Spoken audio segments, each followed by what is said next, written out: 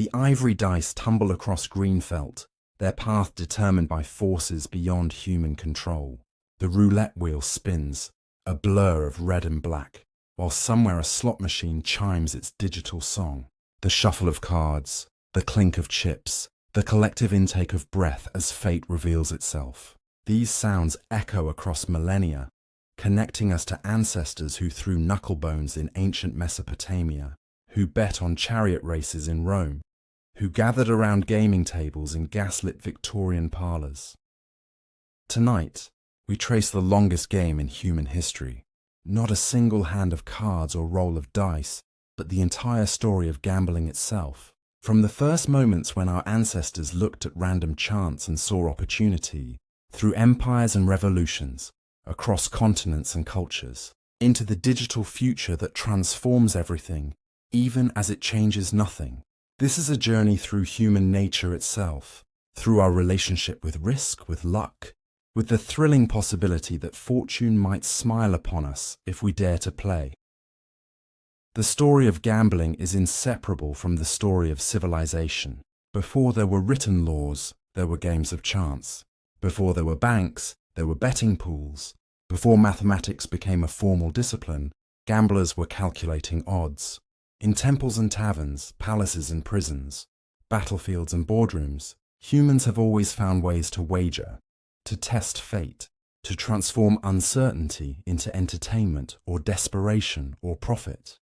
What makes gambling so universal? Perhaps it is the fundamental randomness of existence itself. We are born into circumstances we do not choose. Events beyond our control shape our lives. Death comes to all, though we know not when. In the face of this cosmic uncertainty, gambling offers a peculiar comfort. It gives us a space where chance becomes explicit rather than hidden, where we can engage with randomness on our own terms, where the unknowable becomes merely unknown until the dice stop rolling or the card turns over. Or perhaps gambling speaks to something deeper still, to the human need for transcendence. In the moment between bet and outcome, anything is possible. The poor man might become rich. The losing streak might break. Fortune, that fickle goddess, might finally turn her face toward us. For those seconds or minutes while fate hangs in balance, we escape the mundane certainty of our circumstances and enter a realm of pure possibility. The moralists have always condemned gambling, of course. They see addiction, poverty, broken families, crime. They are not wrong. The history of gambling is stained with tragedy, with fortunes lost and lives destroyed, with the exploitation of human weakness for profit. But the moralists miss something essential. They miss the joy of the game, the thrill of risk, the social bonding around the table, the intellectual challenge of calculating odds and reading opponents. They miss the fact that gambling, like alcohol or sex or any other pleasure, can be enjoyed responsibly by most people most of the time, even as it ruins those who cannot control it. Throughout this long night, we will watch gambling evolve from simple ancient games to sophisticated global industries worth hundreds of billions of dollars. We will see how different cultures approached games of chance, how religions tried to suppress or regulate them, how mathematics emerged from gamblers' questions about probability. We will explore the psychology that makes gambling so compelling, the technology that transforms how we play, the eternal tension between those who would prohibit gambling and those who insist on their right to risk their money however they choose. We will meet the innovators who created the games we still play, the mathematicians who decoded the laws of chance, the entrepreneurs who built casinos in deserts and online, the card counters and handicappers who proved that skill could tilt the odds. We will visit the great gambling centers of history, from ancient Rome to medieval Venice, from frontier America to modern Macau. And we will consider where gambling is headed into virtual realities and blockchain technologies that would seem like magic to our ancestors, even as they merely provide new venues for the same old human impulses. But we begin where all things begin, in the ancient world where the first dice were cast and the first wagers made, where gambling was not yet an industry, but simply a part of life. as natural as eating or sleeping or making love. The desert sand holds secrets thousands of years old, and if we brush it away carefully, we find the bones of the game, waiting to tell their story. Ancient origins, dice in the desert. The history of gambling begins before history itself. Long before humans invented writing to record their stories, they were playing games of chance. We know this because archaeologists have found the evidence, buried in tombs and ruins, preserved in the dry sand of ancient Egypt and Mesopotamia, scattered across sites where civilizations rose and fell thousands of years ago. The oldest gambling implements discovered are astragali, the knuckle bones of sheep and other animals. These bones are roughly cube-shaped with 6 sides, though not perfectly symmetrical like modern dice. Ancient peoples across the Middle East, Mediterranean, and Asia used them for games of chance at least 5,000 years ago, possibly much earlier. The bones were small enough to hold, distinct enough on each side to be identified when thrown, random enough in their landing to make the outcome unpredictable. Astragali have been found in archaeological sites throughout Mesopotamia, that fertile crescent between the Tigris and Euphrates rivers where civilization first emerged. The Sumerians, who developed one of the world's first writing systems around 3200 BCE, almost certainly gambled with these bones. Though we have no explicit written records of their gambling from the earliest periods, the ubiquity of astragali in their settlements suggests games of chance were common. By 3000 BCE, the Mesopotamians had developed more sophisticated gambling implements. Archaeologists have discovered dice made from various materials, including bone, wood, and stone. Some were marked on only 4 sides, creating a simpler game of chance. Others bore markings on all 6 sides, more like modern dice. These dice were not perfectly regular in shape or weight, meaning they would not fall with equal probability on each side. Whether this was intentional to allow cheating or simply a limitation of ancient manufacturing, we cannot know for certain. The royal game of discovered in tombs dating to around 2600 BCE, provides our clearest window into ancient Mesopotamian gambling. This board game, whose rules have been partially reconstructed from ancient cuneiform tablets, involved moving pieces across a board based on the throw of tetrahedral dice. The game combined chance and strategy, and evidence suggests it was played for stakes. Gambling on the outcome, or playing for valuable game pieces, would have been natural. The game was so popular it remained in use for over 3,000 years, spreading throughout the ancient Near East. Egypt, that other great cradle of civilization, had its own rich gambling tradition. The ancient Egyptians loved games, and where there are games, there is usually gambling. Paintings in tombs show people playing various games, and grave goods often included game boards and dice, suggesting these objects held enough value to accompany the dead into the afterlife. The Egyptian game of Senet, which dates back at least to 3100 BCE, was phenomenally popular across all social classes. Senet boards have been found in the tombs of pharaohs and in the humble graves of common people. The game involved moving pieces across a board of 30 squares based on the throw of casting sticks or knuckle bones. Like many ancient games, Senet had religious significance, being associated with the journey of the soul through the afterlife. But it was also played for entertainment and, we can assume, for wagers. Paintings from the New Kingdom period show scenes of everyday life that include gambling. Workmen building the pyramids and temples apparently enjoyed games of chance during their leisure time. The ancient Egyptians even had a hieroglyph that represented gambling, suggesting it was common enough to require its own written symbol. Records indicate that some people gambled away significant property, implying that betting was not limited to small stakes among the poor, but could involve substantial wealth. The ancient Egyptians' attitude toward gambling appears to have been relatively tolerant, at least compared to later civilizations. There are no known Egyptian laws prohibiting gambling, though there may have been social disapproval of excessive gambling that led to financial ruin. The Egyptians were fundamentally pragmatic people, and if gambling provided entertainment without causing social disruption, they seem to have been content to let it continue. As we move east into ancient India, we find some of the earliest written references to gambling in human literature. The Rig Veda, a collection of Sanskrit hymns composed between 1500 and 1200 BCE, contains a remarkable poem called The Gambler's Lament. This haunting text speaks in the voice of a compulsive gambler who has lost everything to dice, yet cannot stop playing. He describes the dice as hooks that torment him, speaks of his wife's suffering and his own shame, yet returns again and again to the game. This ancient poem reveals several important facts. First, that gambling was common enough in Vedic India to be a subject of literature. Second, that the problems of compulsive gambling were recognized even in this distant past. Third, that dice games could involve substantial stakes, enough to ruin families. The poem refers to dice made from the Vibhidaka nut, and archaeological evidence confirms that ancient Indians used these nuts, which when dried produce a roughly cubical shape suitable for use as dice. Later Indian literature, particularly the great epic Mahabharata, composed between 400 BCE and 400 CE, features gambling as a central plot element. The epic's protagonist, Yudhishthira, loses his kingdom, his brothers, and even his wife in a rigged dice game. The game of dice in the Mahabharata is not mere entertainment, but a dramatic device that sets in motion the epic's central conflicts.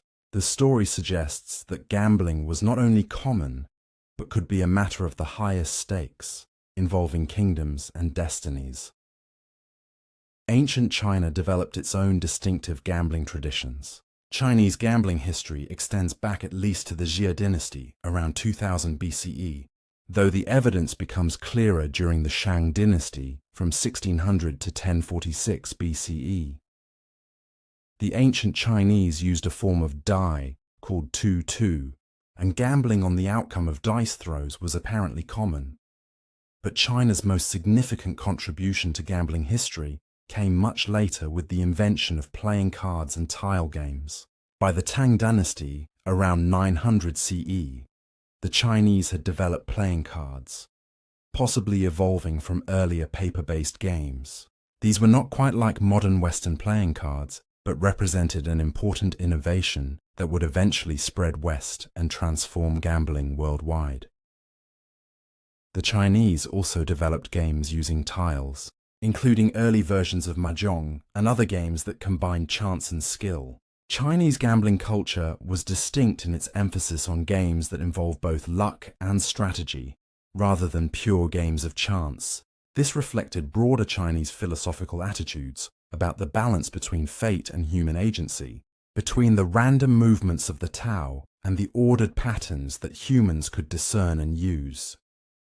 Throughout the ancient world, gambling served multiple functions. It was entertainment, a way to pass time in societies where most people had few leisure options. It was social bonding, a reason for people to gather, interact, and compete in structured ways. It was a test of fate, a way to divine the will of gods or the favor of fortune. In some cultures, gambling was used to settle disputes or make decisions, the random outcome being seen as expressing divine judgment. Gambling also played economic functions. In societies without sophisticated financial instruments, gambling provided a crude form of wealth redistribution. The lucky or skilled could improve their circumstances. The unlucky would lose, but the game would continue. This created a form of social mobility, however limited and random. It also provided a crude insurance mechanism, where the winner compensated for losses by taking from the unlucky, spreading risk across the gambling community. Religious attitudes toward gambling in the ancient world varied considerably. Some cultures saw gambling as a legitimate activity, possibly even sacred in certain contexts. Dice were sometimes used for divination, the random outcome being interpreted as the will of gods. Other cultures developed moral objections to gambling, seeing it as a vice that distracted from productive activity and led to poverty. The ancient Greeks provide an interesting case study in evolving attitudes toward gambling. Early Greek society apparently accepted gambling as a normal part of life. Homer's Iliad, composed around 800 BCE, mentions gambling, and ancient Greek pottery depicts dice games. The Greeks used astragali and also developed more regular dice, which they called kouboi. Gambling was common among all social classes, from slaves to aristocrats. But as Greek civilization matured, philosophical and moral objections to gambling emerged. Plato, in his Laws, expressed concern about gambling, seeing it as potentially corrupting to civic virtue. He did not advocate complete prohibition, but suggested gambling should be regulated and limited. Aristotle similarly viewed gambling with suspicion, though he acknowledged that games of chance had their place in leisure activities. Despite these philosophical reservations, gambling remained popular throughout the Greek world. Greeks bet on athletic competitions, dice games, cockfights, and various other contests of chance or skill. The Olympic Games and other pan-Hellenic festivals included not just athletic competition, but also associated gambling as spectators wagered on outcomes. This combination of spectacle and betting would become a recurring pattern throughout history, reaching its apotheosis in modern sports betting. The ancient world established patterns that would persist throughout gambling's history. Games of chance were created using whatever materials were available, from bones to nuts to carved stones. Gambling was both social entertainment and individual compulsion, both harmless fun and destructive vice. Societies struggled to define appropriate attitudes toward gambling, alternating between tolerance and prohibition. And always, regardless of laws or social attitudes, people found ways to play, to wager, to test their fate against chance. As civilizations grew more complex, so did gambling. The simple throw of knucklebones evolved into sophisticated games with elaborate rules. Stakes grew from small personal items to substantial wealth to kingdoms themselves, at least in legend. The social phenomenon of gambling attracted the attention of moralists, lawmakers, and philosophers, who debated its proper place in society. These debates would continue, largely unchanged in their essential arguments, for thousands of years. The ancient world gave us the fundamental tools and games of gambling. It established gambling as a universal human activity, present in every culture that left records. It demonstrated both the appeal of gambling and its dangers, and it raised questions about chance, fate, free will, and divine providence that gamblers and philosophers would continue to ponder throughout subsequent millennia. As the ancient world gave way to classical antiquity, gambling would reach new heights of popularity and social significance. Nowhere would this be more true than in Rome, where gambling became so pervasive that it defined an era and continues to influence how we think about games of chance today.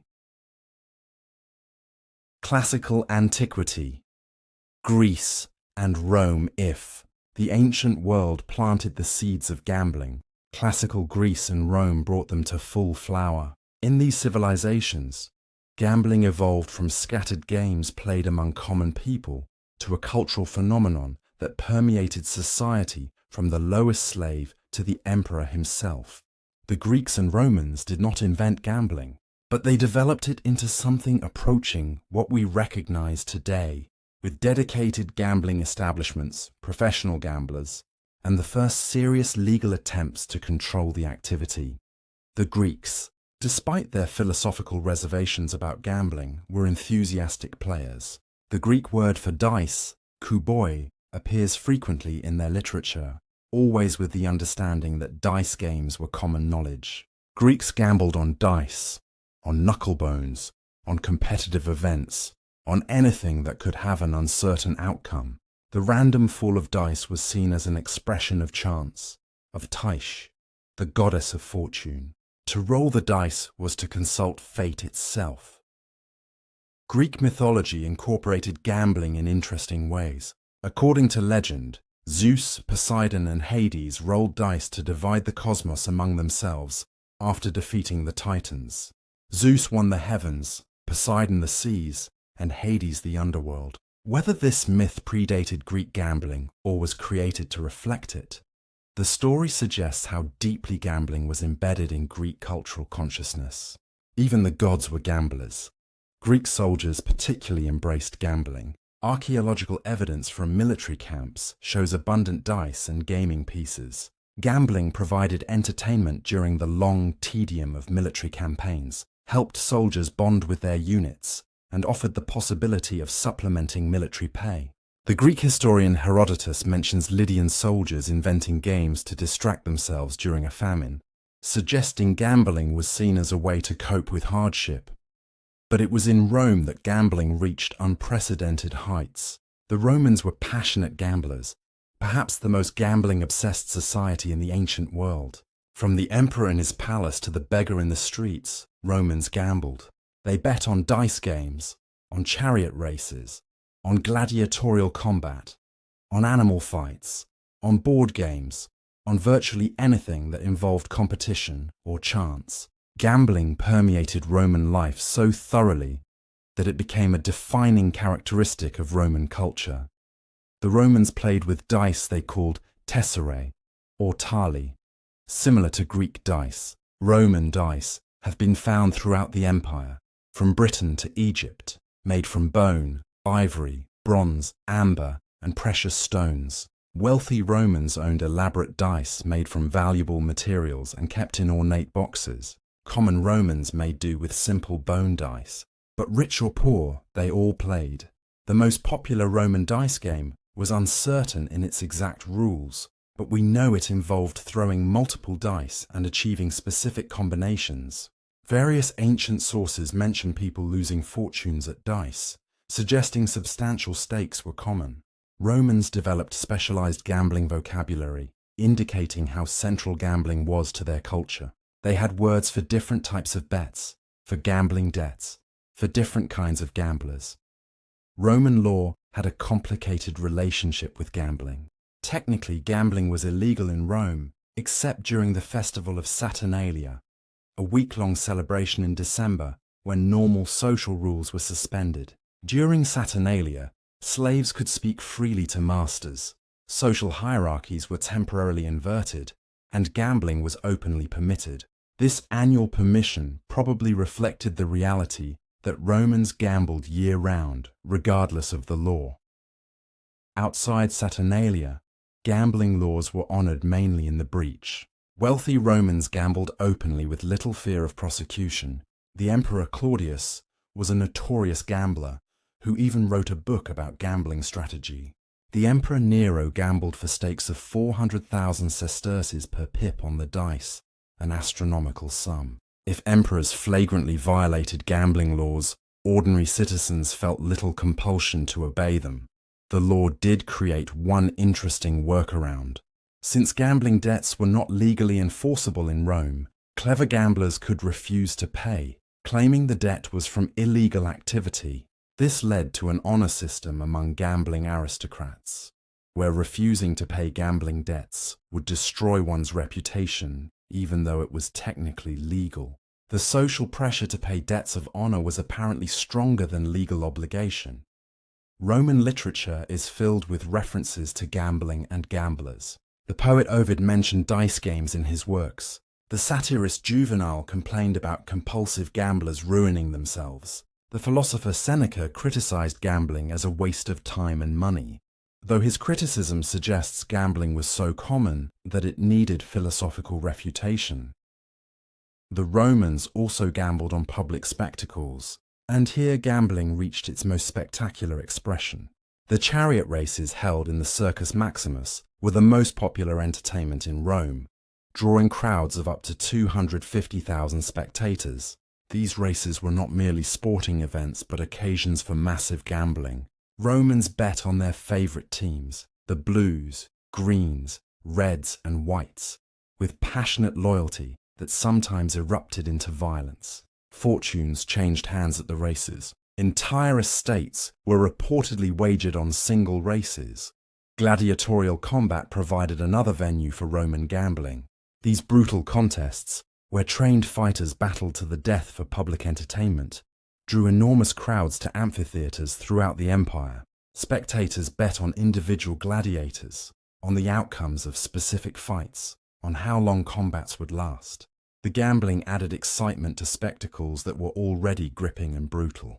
The combination of blood sport and betting created an intoxicating entertainment that Romans found irresistible. Animal hunts in the arena, where exotic beasts were slaughtered by the hundreds, also attracted betting. Romans wagered on how many animals would be killed, which animals would last longest, which hunters would be successful.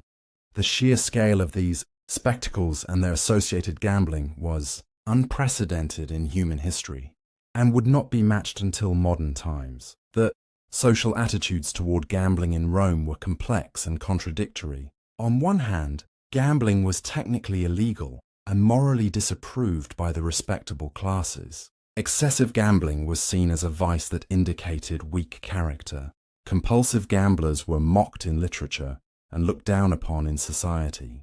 On the other hand, casual gambling was nearly universal, and even excessive gambling was tolerated among the wealthy and powerful. This contradiction reflected a broader Roman attitude toward vice. Romans moralized about virtue and self-control, while simultaneously indulging in behaviors they claimed to condemn. Gambling, like prostitution, heavy drinking, and lavish spending, was simultaneously condemned and practiced. The gap between stated values and actual behavior was enormous, and apparently did not trouble most Romans. The economic impact of Roman gambling was significant. Money and goods flowed through gambling networks, redistributing wealth in ways that official economic structures did not. Professional gamblers emerged, people who made their living from games of chance and skill. Gambling dens operated throughout Roman cities, providing venues for those who wanted to play away from public scrutiny. These establishments were often associated with other vices like prostitution and excessive drinking, creating disreputable but thriving underground economies. Gambling also had political dimensions in Rome. Accusations of gambling debts were sometimes used to attack political opponents. Being in debt to gamblers could make a politician vulnerable to manipulation or blackmail. The Roman concept of dignitas, the dignified bearing expected of aristocrats, was supposedly incompatible with desperate gambling, yet many prominent Romans gambled heavily. The contradiction between ideal and reality created opportunities for political attack. As Rome declined and eventually fell, gambling remained a constant. The late empire saw no reduction in gambling, despite economic hardship and social instability. If anything, gambling may have increased as people sought distraction from an increasingly troubled world. The barbarian peoples who conquered Rome brought their own gambling traditions, which mixed with Roman practices to create new forms. The classical world established gambling as a permanent feature of Western civilization. The Greeks provided philosophical reflection on gambling's meaning and dangers. The Romans demonstrated gambling's potential to become a society-wide obsession, permeating all levels of social life. Both civilizations wrestled with the question of how to regulate gambling, trying various legal approaches without ever finding a satisfactory answer. When Rome fell and Europe entered the medieval period, gambling did not disappear. It adapted, survived, and eventually flourished again under new conditions. The Germanic tribes, the Byzantines, the Islamic caliphates, all had their own gambling traditions. But before we turn to medieval Europe, we must look eastward, to the great civilizations of Asia, where gambling developed along parallel but distinct paths. Eastern traditions, China, India, and beyond, while Greece and Rome were developing their gambling cultures in the West. The great civilizations of Asia were creating their own rich traditions of games and wagering. These Eastern traditions were in many ways more sophisticated than their Western counterparts, developing games of greater complexity that combined chance with skill in intricate ways. The East gave the world playing cards, complex tile games, and mathematical insights into probability. Eastern gambling culture would eventually influence the entire world, creating games and traditions that persist to this day. China's gambling history extends back into the prehistoric mists, but becomes clearer during the classical period, During the Han Dynasty, from 206 BCE to 220 CE, gambling was immensely popular throughout Chinese society. The Chinese played dice games, board games, and various contests that involved wagering. Government officials attempted to regulate gambling with limited success. The prohibitions themselves testify to gambling's prevalence. You do not ban activities that nobody practices. Chinese gambling differed from Western gambling in its emphasis on games that combined luck and skill. Pure games of chance existed, but Chinese culture generally preferred games where a clever player could gain advantage through strategic thinking. This reflected Chinese philosophical attitudes about the relationship between fate and human agency. Confucian thought emphasized human responsibility and the possibility of self-cultivation. Taoism taught about the flow of natural patterns that could be understood and harmonized with. Both philosophies suggested that outcomes were not merely random, but could be influenced by wisdom and virtue. The most significant Chinese contribution to gambling history was the invention of playing cards. The exact date and circumstances remain uncertain, but evidence suggests playing cards emerged in China during the Tang dynasty, around the 9th century CE. These early cards were not identical to modern Western playing cards, but represented a crucial innovation. Cards were portable, could represent many different values or symbols, and enabled games of great complexity. Chinese playing cards were typically narrow slips of paper or cardboard, often decorated with suit symbols derived from Chinese coins. The games played with these cards varied, but many involved comparing card values, making combinations, and wagering on outcomes. These games spread throughout East Asia, evolving into different forms in Korea, Japan, and Southeast Asia. The cards themselves evolved, with different regions developing their own suit symbols and game rules. China also developed tile games, the most famous being mahjong. While mahjong in its modern form emerged relatively late during the Qing dynasty in the 19th century, it evolved from earlier tile games with ancient roots. Mahjong combines chance, skill, memory, and strategy in complex ways. The tiles are drawn randomly, but skilled players can significantly improve their odds through careful observation and strategic decisions. This combination made mahjong appealing to Chinese sensibilities and enabled it to spread worldwide in the 20th century. The Chinese also developed various forms of lottery. By the Han Dynasty, lotteries were being used by the government to raise funds for public projects. The Great Wall of China was allegedly funded partly through lottery revenues. These early lotteries involved selecting characters from Chinese texts, creating a random selection process. The concept of the lottery, using randomness to distribute prizes while raising revenue, would become crucial to global gambling history. Chinese attitudes toward gambling were ambivalent. On one hand, gambling was seen as a wasteful vice that could lead to poverty and family destruction. Confucian morality emphasized frugality, hard work, and family responsibility, all values that excessive gambling violated. Many Chinese dynasties enacted laws against gambling, sometimes with severe penalties, including flogging or exile. On the other hand, gambling remained popular throughout Chinese history, suggesting the prohibitions were not very effective. The Chinese recognized gambling's social functions. Moderate gambling was seen as acceptable entertainment, a way to bond with friends and family, particularly during festivals. The Chinese New Year was traditionally a time when gambling restrictions were relaxed, similar to the Roman Saturnalia. This cultural permission valve allowed gambling to occur in controlled contexts while maintaining the fiction of official disapproval. India's gambling tradition, as we noted earlier, extends back to the Vedic period and earlier. The sophistication of Indian gambling is evident in ancient Sanskrit literature, which describes various dice games with elaborate rules. The ancient Indian game of Pachisi, played on a cross-shaped board with cowrie shells used as dice, was popular among royalty and commoners alike. The Mughal Emperor Akbar supposedly played Pachisi on a giant outdoor board, using slave girls dressed in colourful costumes as the playing pieces. Indian dice games typically used long rectangular dice, quite different from the cubic dice of the West. These dice were made from the vibhidaka nut or carved from wood or bone.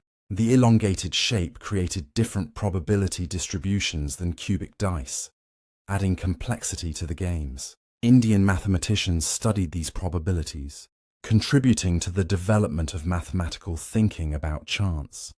Buddhism, which emerged in India around the 5th century BCE, had complex attitudes toward gambling. Early Buddhist texts describe gambling as one of the 6 causes of ruin, warning that it leads to poverty and moral degradation. The Buddha supposedly taught that gambling should be avoided as part of right livelihood. However, some Buddhist traditions were more tolerant, seeing moderate gambling as acceptable recreation. The diversity of Buddhist attitudes reflected broader debates within Indian society about gambling's proper role. Hinduism similarly had ambivalent attitudes. On one hand, Dharma, the principle of righteous living, seemed incompatible with gambling. On the other hand, the great epics featured gambling prominently, and divine figures were sometimes associated with games of chance. The balance between condemning gambling as a vice and accepting it as part of human nature created a complex moral landscape that varied across time and regions.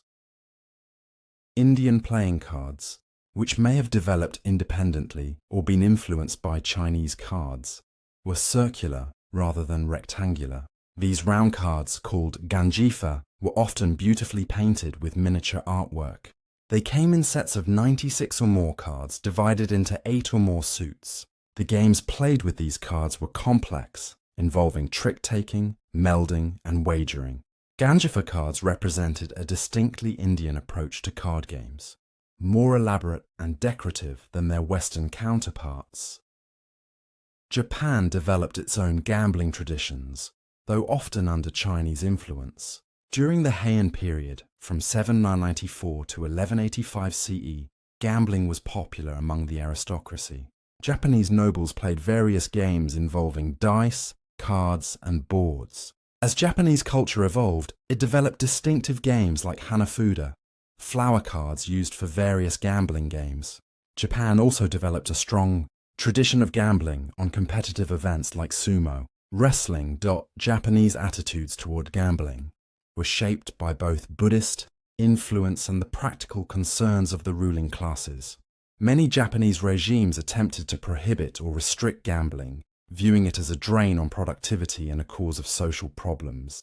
The Tokugawa shogunate, which ruled Japan from 1603 to 1868, enacted strict gambling prohibitions.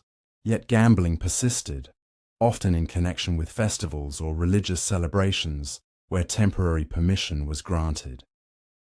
Southeast Asian cultures developed their own gambling traditions, often blending indigenous practices with influences from China, India, and later from Arab and European traders.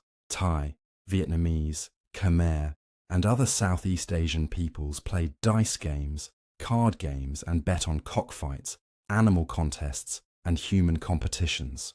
The blend of Buddhist religious influence and local cultural practices created attitudes toward gambling that varied across the region, but generally followed patterns of official prohibition and practical tolerance. The Islamic world, which by the medieval period stretched from Spain to Indonesia, had clear religious teachings against gambling. The Quran explicitly forbids gambling, calling it an abomination and a device of Satan.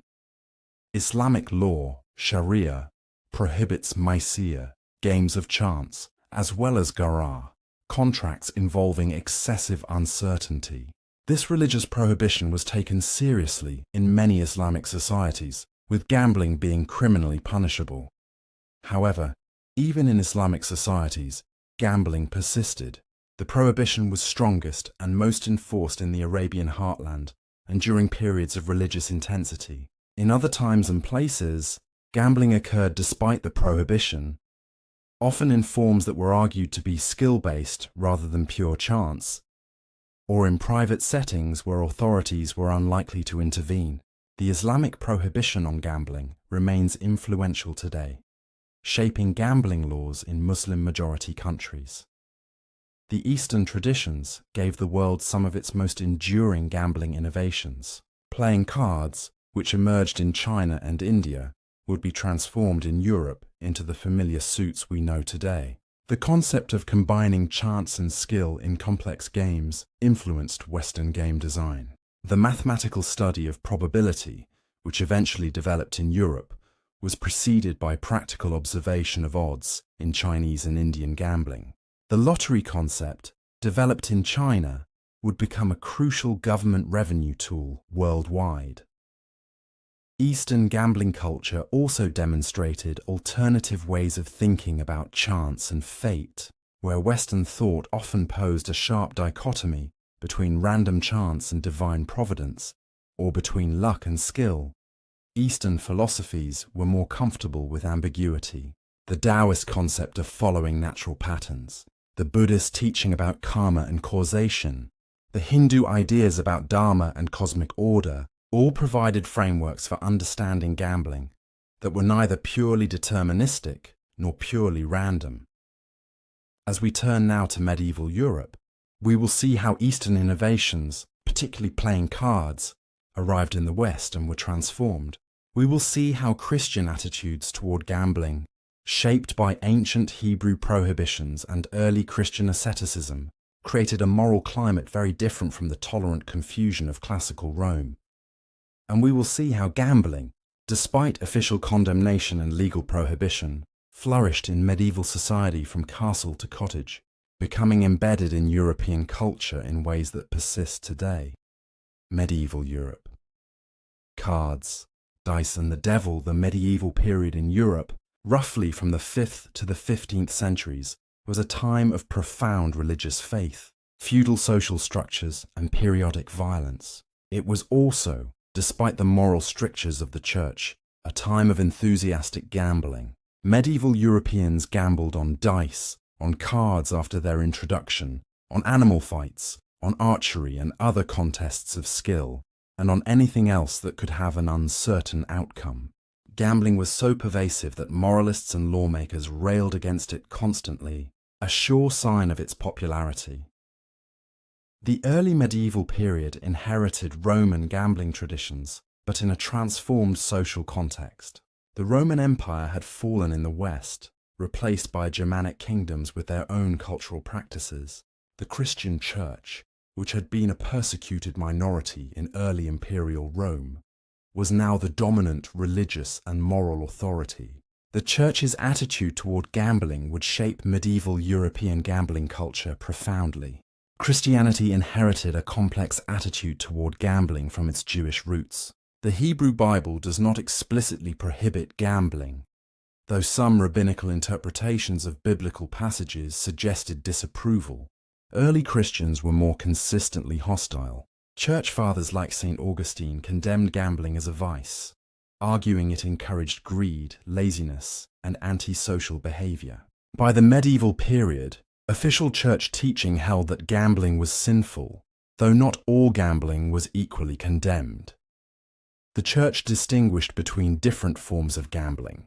Games of pure chance, where no skill was involved, were seen as particularly problematic because they seemed to trivialize the providence of God. If God controlled all outcomes, then gambling on random events was attempting to manipulate divine will for personal gain. This was a form of impiety, attempting to use sacred power for profane purposes. Games that involved skill were less objectionable, since human ability could legitimately affect outcomes. Despite church condemnation, medieval Europeans gambled enthusiastically. Dice were particularly popular, being cheap to make and easy to play. Medieval dice were usually made from bone or wood, carved into cubes and marked with spots or numbers. They were not perfectly regular, and some dice were deliberately weighted or shaved to favor certain numbers, creating opportunities for cheating. Professional gamblers and confidence men made their living by introducing loaded dice into games. Medieval literature is filled with references to gambling and gamblers. Chaucer's Canterbury Tales, written in the late 14th century, mentions gambling several times. The Pardoner's Tale features three gamblers who come to a bad end, reflecting moral teaching about gambling's dangers. But the very frequency of gambling references in medieval literature indicates how common the activity was. Writers moralized against gambling because it was ubiquitous, not exotic. Knights and nobles gambled heavily despite their elevated social status. Medieval romances and chronicles record instances of nobles losing vast sums at dice or cards. King Richard the Lionheart of England, famous for his crusading zeal, was apparently also fond of gambling. During the Third Crusade, he and King Philip Augustus of France gambled together, perhaps to relieve the boredom of warfare. The combination of martial masculinity and gambling risk created an aristocratic culture where wagering was seen as part of noble comportment. Despite church disapproval, the common people also gambled, though their stakes were necessarily smaller. Medieval peasants bet on dice, on contests of strength or skill, on animal fights. Taverns were centers of working-class gambling, providing venues where men could drink, socialize, and wager. These gambling sessions were both recreation and social bonding, creating networks of obligation and friendship that structured village life. A man who refused to gamble might be seen as aloof or untrustworthy, while excessive gambling that led to poverty would bring social shame. The introduction of playing cards to Europe in the late 14th century transformed medieval gambling. Cards arrived from the Islamic world, possibly via Spain or Italy, around 1370. These early European cards were not identical to modern playing cards, but shared the basic concept of suits and ranks. The earliest European cards were luxury items, hand-painted by artists, affordable only to the wealthy. But the technology of card-making improved rapidly, and by the early 15th century, woodblock printing made cards affordable to broader populations. Playing cards enabled new forms of gambling that were more complex and varied than dice games. Card games could involve multiple players, complex betting rounds, bluffing, and psychological play. The combination of chance in the deal and skill in the play made card games intellectually engaging in ways that pure dice games were not.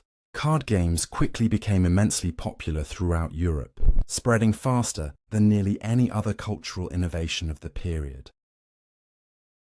The church initially responded to playing cards with suspicion and hostility. Some clergymen denounced cards as the devil's picture book, claiming the face cards represented unholy figures. The randomness of card shuffling and dealing was seen as a form of sortilege, divination through random means, which church teaching condemned. Various local church authorities attempted to prohibit cards, with predictably limited success. But cards were too popular to be suppressed. By the mid-15th century, even some clergy were playing cards, though officially they were not supposed to. The church gradually adjusted its position, distinguishing between moderate card playing for entertainment and excessive gambling that led to sin. This compromise position, condemning excess while tolerating moderate use, would become the standard church attitude toward gambling. Medieval card games developed rapidly in sophistication. By 1500, most of the basic card game structures that still exist today had been invented. Trick-taking games where players try to win rounds by playing high cards emerged early. Banking games, where one player or the house takes bets from others, also appeared. The variety of possible games made cards endlessly fascinating, each game creating different strategic challenges and gambling opportunities. The suits and court cards of playing cards evolved during the medieval period. Different European regions developed their own suit systems. Italian cards used swords, batons, cups, and coins. German cards used acorns, leaves, hearts, and bells. Spanish cards were similar to Italian. The French suit system of spades, hearts, diamonds, and clubs, which emerged in the late 15th century, eventually became dominant and is the system we use today. The court cards also evolved, with the king, queen, and jack representing different figures in different regional traditions. Medieval gambling was not limited to dice and cards. People bet on all sorts of competitions and uncertain events. Archery contests, wrestling matches, and other tests of skill drew wagers. Animal fights, particularly cockfighting and dogfighting, were popular gambling events. These blood sports, which seem cruel by modern standards, were common entertainment in medieval Europe, and gambling added to their appeal. The combination of spectacle and wagering created events that were both viscerally exciting and economically significant for participants. Horse racing also emerged as a gambling venue during the medieval period, though it would not reach its full development until later centuries. Medieval nobles bred horses for war, and naturally they wanted to test which horses were fastest and strongest. Racing these horses against each other, with spectators wagering on outcomes, was a natural development. These early races lacked the organization and formality of later horse racing, but they established the connection between equestrian sport and gambling that persists today. Medieval law attempted to regulate gambling with varying degrees of seriousness and success. Many jurisdictions prohibited certain forms of gambling, particularly dice games, or limited gambling to specific times and places. England's King Henry VII, who reigned from 1485 to 1509, prohibited dice playing for stakes among common people, though apparently nobles were exempt. The rationale was partly moral, but also practical. Gambling was seen as wasting time that should be spent on productive labor or military training. The enforcement of gambling laws was sporadic and often ineffective. Local authorities might crack down on gambling during periods of moral reform, or when gambling-related violence became too public. But for most of the time, gambling continued openly with little interference. The gap between law and practice was enormous, reflecting the fundamental tension between moral ideals and human behavior that characterized much of medieval life. Medieval gambling also had a dark side that moralists were right to fear. Gambling debts could lead to violence. Disputes over games could escalate into deadly fights, particularly when drink and weapons were involved. Loaded dice and marked cards were common forms of cheating, and accusations of cheating often led to brawls. Medieval taverns, the main venues for working-class gambling, were dangerous places where gambling, drinking, and fighting mixed in volatile combinations. The impoverishment caused by gambling was also real. The gambler's lament from ancient India had its medieval European equivalents. Moralists told stories of gamblers who lost everything, who abandoned their families, who turned to crime to support their habit. These stories were not mere propaganda. Compulsive gambling destroyed lives in medieval Europe just as it had in ancient Rome and would in modern times. The psychological mechanisms that make gambling addictive for some people operated in medieval brains just as they do in ours. Women's gambling in medieval Europe is less well documented than men's, partly because women had fewer opportunities and resources to gamble, and partly because male writers paid less attention to women's activities. But evidence suggests women did gamble, particularly among the upper classes, where women had access to money and leisure. Medieval moralists sometimes warned specifically against women gambling, suggesting it was common enough to be concerning. As with so many aspects of women's medieval lives, the historical record is frustratingly incomplete. The medieval period also saw the beginning of what would become modern lotteries. Various European cities and principalities used lottery-style drawings to raise funds for public projects or to distribute goods. These early lotteries were not quite like modern ones, but they established the basic principle of selling chances to win prizes, with the revenue supporting some public purpose. The lottery would become a crucial gambling form in later centuries, combining the appeal of gambling with the legitimacy of funding public goods. As the medieval period gave way to the Renaissance, gambling remained deeply embedded in European culture. The moral condemnation had not eliminated it. The legal prohibitions had not stopped it. The practical problems had not discouraged it. Europeans loved gambling, and they would continue to gamble through wars, plagues, famines, and religious upheavals. The next few centuries would see gambling evolve from an informal activity to an organized industry, from random games in taverns to elegant casinos in palaces. The transformation would begin in Italy, spread to France, and eventually encompass the world.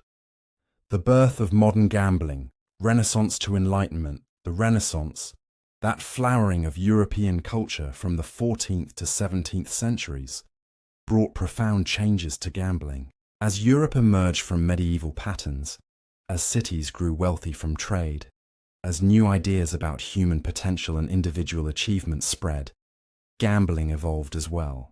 This was the period when gambling began its transformation from informal games into organized entertainment, when the first casinos opened, when mathematics began to analyze chance systematically. The gambling we recognize today has its roots in Renaissance Italy and Enlightenment France. Venice, that jewel of the Adriatic, was at the forefront of gambling innovation.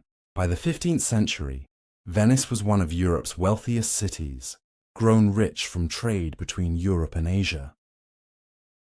Venetian merchants brought goods and ideas from around the world, including games and gambling practices. The city's culture emphasized pleasure, spectacle, and entertainment. Gambling fit naturally into this worldview. The Venetian government took a pragmatic approach to gambling. Rather than attempting to prohibit what could not be stopped, they chose to regulate and tax it. This created a legal framework for organized gambling that was unprecedented in Europe. In 1638, Venice opened the Ridotto, often considered the world's first legal public casino. The Ridotto was located in a palazzo during Venice's famous carnival season, providing a controlled environment for gambling. The Ridotto was not a casino in the modern sense. It operated only during Carnival, that period of license before Lent when Venice celebrated with masks, costumes, and revelry. The games offered were primarily Basetta, an early banking game, and Biribi, a lottery-style game. The atmosphere was elegant, the clientele wealthy. Players wore masks, as was customary during Carnival, creating an air of mystery and transgression even in this officially sanctioned venue. The Ridotto model spread to other Italian cities and eventually to other countries. The concept of a government-licensed gambling establishment, where games were offered in controlled conditions with house rules and oversight, represented a fundamental shift in how gambling was organized. Previous gambling had been informal, occurring in taverns, homes, or streets. The casino model centralized gambling, made it visible, and created opportunities for taxation and regulation that informal gambling could not provide. France embraced gambling with particular enthusiasm during the Renaissance and Enlightenment. The French court under Louis XIV, the Sun King who reigned from 1643 to 1715, was a center of gambling activity. The king himself was a dedicated gambler, and his courtiers followed his example. Card games like Basset and Faro were played for enormous stakes. Fortunes were won and lost nightly at the royal court. This aristocratic gambling set the tone for French society, where gambling was seen as sophisticated entertainment rather than low vice. The French developed many of the card games that would become classics. Piquet, a two-player trick-taking game, was popular among nobles. 21, literally 21, was an early version of blackjack. Poker, an early form of poker, emerged in France before being carried to America, where it would evolve into the game we know today. French card game innovation was remarkable, creating games of such elegance and complexity that many remain popular centuries later. But the French Renaissance contribution to gambling went beyond new games. It was during this period that mathematics began to seriously analyze gambling, transforming our understanding of chance and probability. This mathematical revolution would eventually change gambling from a purely recreational activity to something that could be systematically studied and understood. The story begins with a problem posed to the French. Mathematician Blaise Pascal in 1654, a French nobleman and amateur mathematician named Chevalier de Mireille had a gambling question. If a dice game is interrupted before completion, How should the stakes be divided fairly between the players? This problem of points, as it was called, required determining the probability of each player winning if the game continued, even though it had not actually finished. Pascal corresponded with another mathematician, Pierre de Fermat, to solve this problem. Their exchange of letters in 1654 is considered the birth of probability theory. Pascal and Fermat developed mathematical methods for calculating probabilities, for determining expected values, for analyzing games of chance in systematic ways. This was revolutionary. For thousands of years, gamblers had relied on intuition, experience, and superstition. Now mathematics offered a rigorous way to understand chance. The implications were profound and would take centuries to fully develop. If probability could be calculated mathematically, then optimal gambling strategies could be derived. Games could be analyzed to determine house edges. Risk could be quantified rather than merely felt. The randomness that had seemed mysterious could be tamed by reason. This Enlightenment faith in human reason extended even to the role of dice. Pascal's work on probability was motivated by gambling, but its applications extended far beyond. Probability theory would become fundamental to statistics, to science, to engineering, to finance, to any field dealing with uncertainty. The insurance industry, which prices risk, depends on probability theory. Modern science, which uses statistical methods to evaluate evidence, relies on concepts Pascal and Fermat pioneered. All of this emerged from trying to solve a gambler's question about dividing stakes fairly. Other mathematicians built on Pascal and Fermat's foundation. Christian Huygens published the first book on probability theory in 1657, systematizing the emerging field. Jacob Bernoulli's work on the law of large numbers, published posthumously in 1713, showed that with enough trials, empirical frequencies would converge on theoretical probabilities. This provided a bridge between mathematical theory and practical gambling experience. Abraham de Moivre, working in the early 18th century, wrote The Doctrine of Chances, a comprehensive treatment of probability applied to gambling. De Moivre calculated probabilities for dice games, card games, and lotteries. He developed techniques that remain fundamental to probability theory. His work was motivated by practical concerns about gambling, but produced mathematics of lasting theoretical importance. The development of probability theory did not immediately transform gambling practice. Most gamblers continued to rely on intuition and superstition rather than mathematics. But a few clever gamblers recognized the power of mathematical analysis. They understood that in games with calculable odds, systematic analysis could provide an edge. The advantage was often small, but over many games, small edges compounded into significant profits. The professional gambler, armed with mathematical knowledge, began to emerge as a distinct type. During this period, gambling spread beyond aristocratic courts and Italian casinos to broader populations.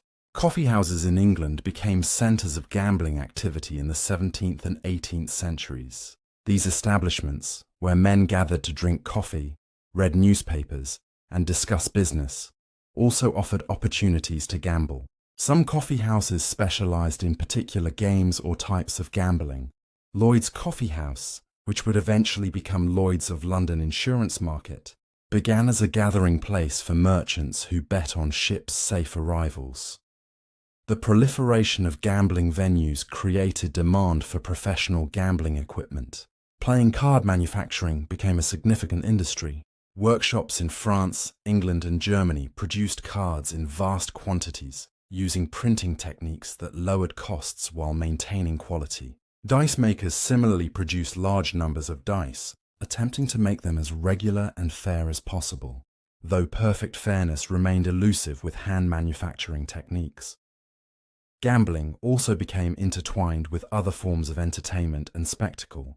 The theatre in Restoration England was closely associated with gambling. Audiences bet on performances, actors maintained gambling connections, and the demi-monde of theatre and gambling overlapped. Horse racing, which would become one of the world's premier gambling sports, began to be organized systematically in England during this period. The first recorded horse race in England occurred in 1622, and by the late 17th century, regular race meetings were established. The moral debate about gambling continued throughout the Renaissance and Enlightenment, but the terms shifted somewhat. Medieval moral arguments had focused on gambling as sinful, as violating religious duties, as tempting divine punishment. Enlightenment critics were more likely to argue that gambling was irrational, wasteful, or socially destructive. The shift from religious to secular criticism reflected broader intellectual changes, though many critics continued to use both religious and secular arguments. Some Enlightenment thinkers defended gambling on libertarian grounds. If rational individuals chose to gamble with their own money, by what right did government or church interfere? This argument, which would become important in later debates about gambling prohibition, emerged during this period. The tension between paternalistic protection and individual liberty that characterizes modern gambling. Debates had its origins in Enlightenment political philosophy as the 18th century progressed and gave way to the 19th. Gambling was poised for another transformation. The Industrial Revolution would create new wealth and new populations in cities, both providing expanded markets for gambling. The movement of peoples across oceans would carry gambling traditions to new continents. And in the New World, particularly in America, gambling would find fertile ground and develop in ways that would eventually reshape global gambling culture. The story of gambling now crosses the Atlantic to the colonies and frontiers where European traditions would meet Native American practices and African influences, creating distinctive American gambling culture. The New World. Colonial America and the frontier gambling came to America with the first European settlers, carried in their cultural baggage alongside their languages, religions, and tools. The colonists who established Jamestown in 1607 and Plymouth in 1620 brought gambling habits from England, and despite the Puritan settlers' religious scruples, gambling quickly established itself in the New World. The vast American continent, with its promise of new beginnings and its reality of harsh conditions, proved remarkably hospitable to gambling. From colonial dice games to frontier poker, from church raffles to state lotteries, gambling would become woven into the American experience in ways both celebrated and condemned. The earliest English colonies had varied attitudes toward gambling, reflecting the diversity of settler populations. The Virginia colony, established by profit-seeking adventurers and later plantation owners, was relatively tolerant of gambling. Card games, dice, horse racing, and various other forms of wagering were common among Virginia colonists. The wealthy planter class particularly embraced gambling as part of their aristocratic lifestyle, modelled on English gentry. They bet on horse races, cockfights, and card games, sometimes for substantial stakes. New England, settled largely by Puritans seeking religious freedom, took a much dimmer view of gambling. The Puritans saw gambling as sinful idleness, a waste of time that should be spent in productive labor or religious devotion. Massachusetts Bay Colony enacted laws against gambling as early as the 1630s, prohibiting cards, dice, and other games of chance. These laws reflected Puritan theological convictions about human depravity and the need for strict moral regulation. Yet even in Puritan New England, gambling persisted. Laws were broken, enforcement was imperfect, and human nature resisted moral strictures. Court records from colonial New England document prosecutions for illegal gambling, evidence that people continued to gamble despite legal and social disapproval. The gap between ideal and practice that characterized gambling throughout history was present in America from the beginning. The middle colonies, including New York, Pennsylvania, and New Jersey, fell somewhere between Virginia's tolerance and New England's prohibition. Quakers in Pennsylvania officially disapproved of gambling, but were less aggressive in enforcing prohibitions than Puritans. New York, with its Dutch heritage and commercial orientation, was relatively permissive. The diversity of colonial attitudes toward gambling prefigured the state-by-state variation in gambling laws that would characterize America throughout its history. One form of gambling that even Puritan colonies accepted was the lottery. Lotteries were seen as different from other gambling because they served public purposes. Colonial governments used lotteries to raise funds for infrastructure, military needs, and public buildings. Harvard, Yale, and other colonial colleges used lottery proceeds to fund construction. Even churches, otherwise opposed to gambling, sometimes used raffles and lotteries to raise money. The cognitive dissonance of condemning gambling while using it for fundraising was resolved by distinguishing lotteries from other forms of gambling, a distinction that remains influential in American gambling law today. Native American gambling traditions predated European arrival by thousands of years. Many Native American tribes had games of chance that served social, religious, and recreational functions. Dice games using marked bones or stones, guessing games, and various sports where spectators wagered on outcomes were common across Native American cultures. Some tribes used gambling as a form of conflict resolution, settling disputes through games rather than violence. The impact of European gambling on Native Americans was largely negative. While Native Americans had their own gambling traditions, European-style gambling often came with alcohol and created economic problems in communities not prepared for such intense commercial gambling. The stereotype of the drunken Indian gambler, while racist and oversimplified, reflected real problems when European vice met Native American populations. The historical irony that Native American casinos would become major economic engines in the late 20th century is striking. African slaves brought their own cultural traditions to America, and these likely included forms of gambling, though the historical record is limited.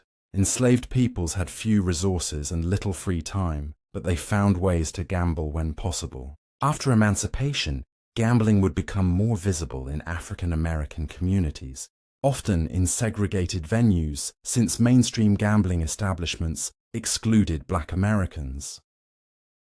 As the American colonies matured and then won independence, gambling evolved with the nation. The Revolutionary period saw continued use of lotteries to fund the war effort. George Washington himself participated in lotteries and apparently enjoyed card games, though he disapproved of excessive gambling. Thomas Jefferson defended gambling on libertarian grounds, arguing that people should be free to risk their own money. The Founding Fathers' varied attitudes toward gambling reflected the broader American ambivalence that persists today. The 19th century brought the golden age of American frontier gambling. As settlers moved westward, gambling moved with them, often ahead of them. The frontier was a place where traditional social constraints were weak, where men outnumbered women, where violence was common, and where sudden wealth from gold strikes or land speculation made fortunes as quickly as they were lost. It was ideal territory for gambling. Riverboat gambling on the Mississippi and other American rivers became legendary. From the 1820s through the Civil War, paddle-wheel steamboats carried passengers and cargo along America's inland waterways. These boats also carried professional gamblers, men who made their living separating travelers from their money through card games, dice, and various confidence schemes. The riverboat gambler, dressed in fine clothes and skilled at cards, became an iconic American figure, romanticized in literature and later in film. The reality of riverboat gambling was often less romantic than the legend. Many professional gamblers were cheats, using marked cards, loaded dice, and various sleight-of-hand techniques to ensure they won. Disputes over gambling debts frequently led to violence. Steamboat captains sometimes had gamblers thrown overboard, literally, when their cheating became too blatant, or when passengers complained too loudly. The combination of gambling, alcohol, armed men, and confined spaces made riverboats dangerous places. The most popular game among riverboat gamblers was poker, that quintessentially American game that combined chance, skill, and psychology. Poker evolved from earlier European card games, particularly the French game poker, but developed its distinctive character in America. The game spread along the rivers and into frontier towns, becoming America's national card game. Unlike European card games that emphasize trick-taking or banking against the house, poker was a player versus player game where psychology, bluffing, and reading opponents were as important as the cards dealt. Frontier towns during the gold rush and settlement periods were wide-open gambling venues. Saloons in towns like Dodge City, Tombstone, and Deadwood offered gambling alongside drinking and prostitution. These establishments were often the only entertainment in isolated communities, and they attracted everyone from cowboys to prospectors to outlaws. The famous gunfight at the OK Corral in Tombstone occurred partly because of disputes related to gambling and other vice activities. Professional gamblers in the Old West ranged from skilled card players who made honest livings through superior play to outright cheats and confidence men. Some became legendary figures. Doc Holliday, the dentist-turned-gambler who fought alongside Wyatt Earp, was a skilled poker and faro player. Wild Bill Hickok, the lawman and gunfighter, was shot while playing poker, reportedly holding aces and eights, forever after known as the dead man's hand. These figures, part fact and part legend, embodied the romantic American association of gambling with the frontier spirit. Women's participation in frontier gambling was limited, but not absent. Some women worked as dealers or as house players in saloons, though this was considered disreputable work that marked a woman as part of the demi-monde. A few women became successful gamblers in their own right, though they had to navigate a male-dominated world that was often hostile to female participation. Poker Alice, Madame Moustache, and other legendary female gamblers probably had their exploits exaggerated in retellings, but they represented real women who found freedom and profit at the gambling tables. The Civil War temporarily disrupted some patterns of American gambling while intensifying others. Soldiers on both sides gambled extensively in camps between battles. Card games and dice helped pass the time during the long periods of boredom that characterized military life. Officers sometimes tried to suppress gambling among troops, fearing it damaged morale and discipline, but with limited success. The war spread gambling habits as men from different regions encountered different games and carried them home after the conflict. After the Civil War, American gambling entered a new phase. The Transcontinental Railroad, completed in 1869, transformed the West from frontier to settled territory. Towns became cities, territorial governments became states, and pressure to suppress vice activities, including gambling, increased. The late 19th century saw growing reform movements that targeted gambling, prostitution, and alcohol. These movements, often led by women's organizations and religious groups, achieved varying levels of success in different regions, yet gambling continued, often driven underground by prohibition but never eliminated. Private gambling clubs, illegal casinos, and poker games in back rooms flourished in American cities, even where gambling was officially banned. The pattern of prohibition creating criminal enterprises that provided forbidden services, a pattern that would reach its apex during alcohol prohibition in the 1920s, was already evident in gambling prohibition. When legitimate businesses could not offer gambling legally, criminal organizations gladly filled the void. By the early 20th century, American gambling was largely illegal, but widely practiced. Most states had prohibited most forms of gambling, though lotteries persisted in some places and horse racing remained legal in many jurisdictions.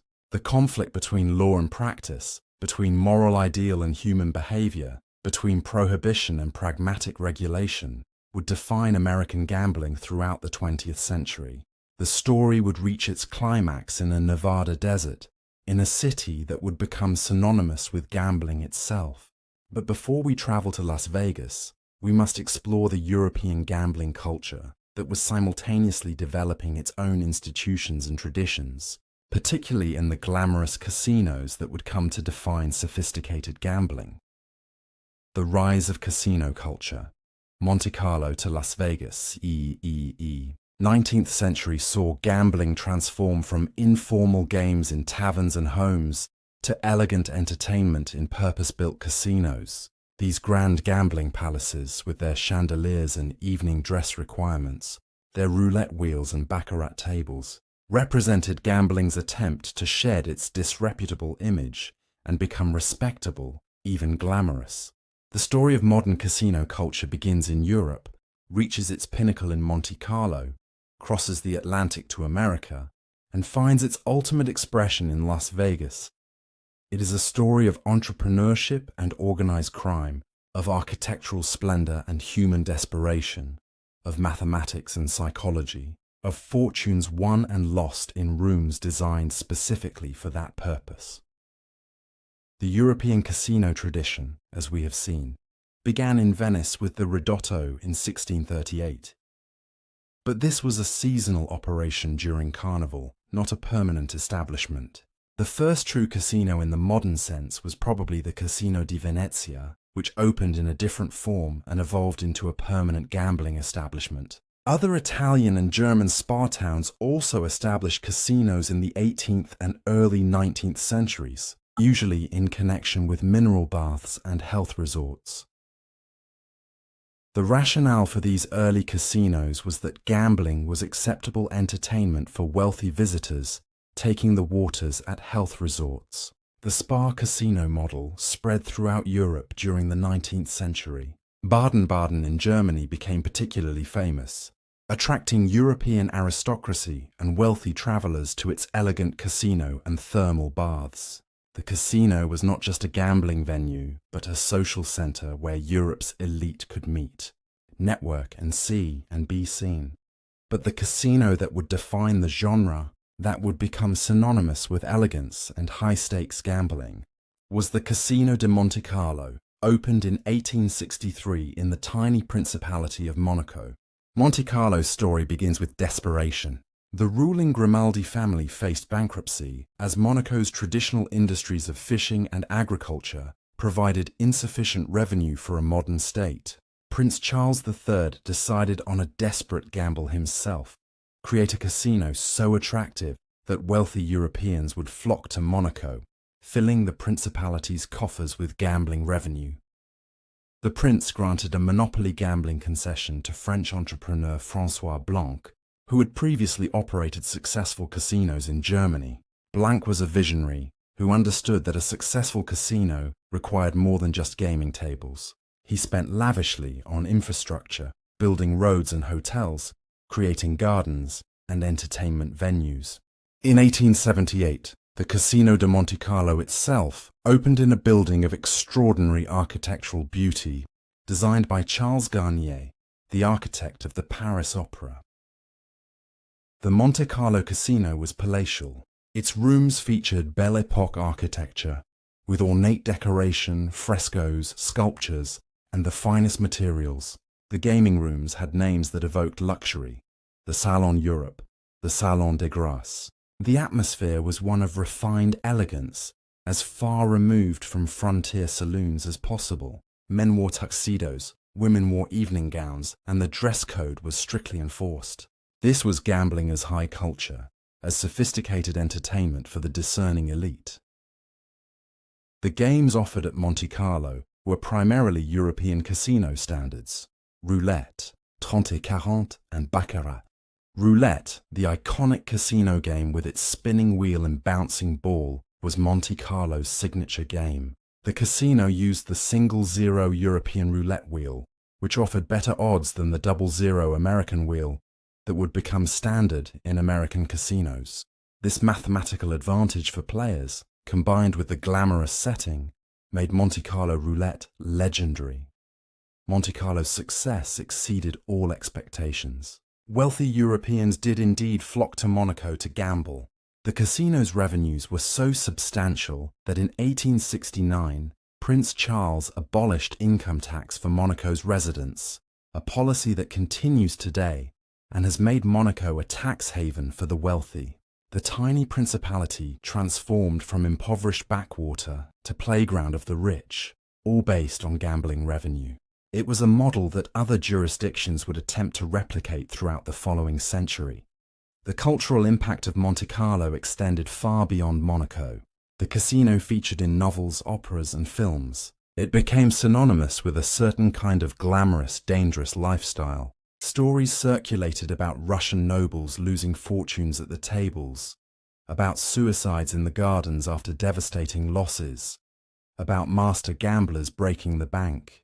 Many of these stories were exaggerated or invented, but they created a powerful mythology around Monte Carlo that attracted even more visitors.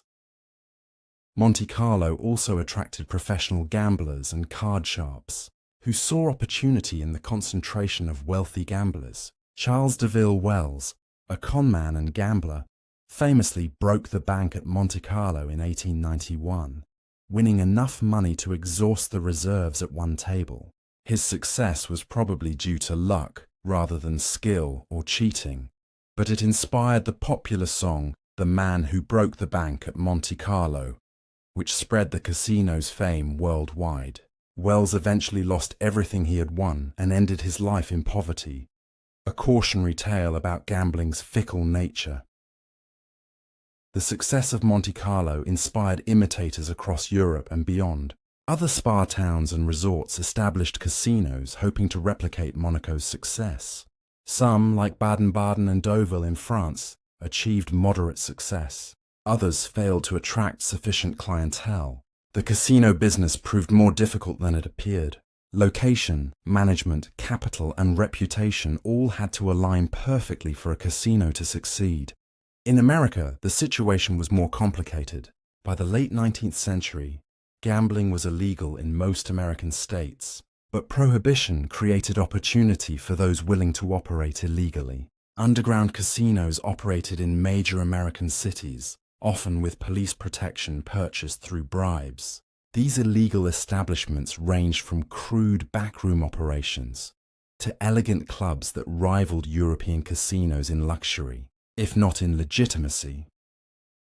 New York had particularly notorious illegal gambling in the late 19th and early 20th centuries.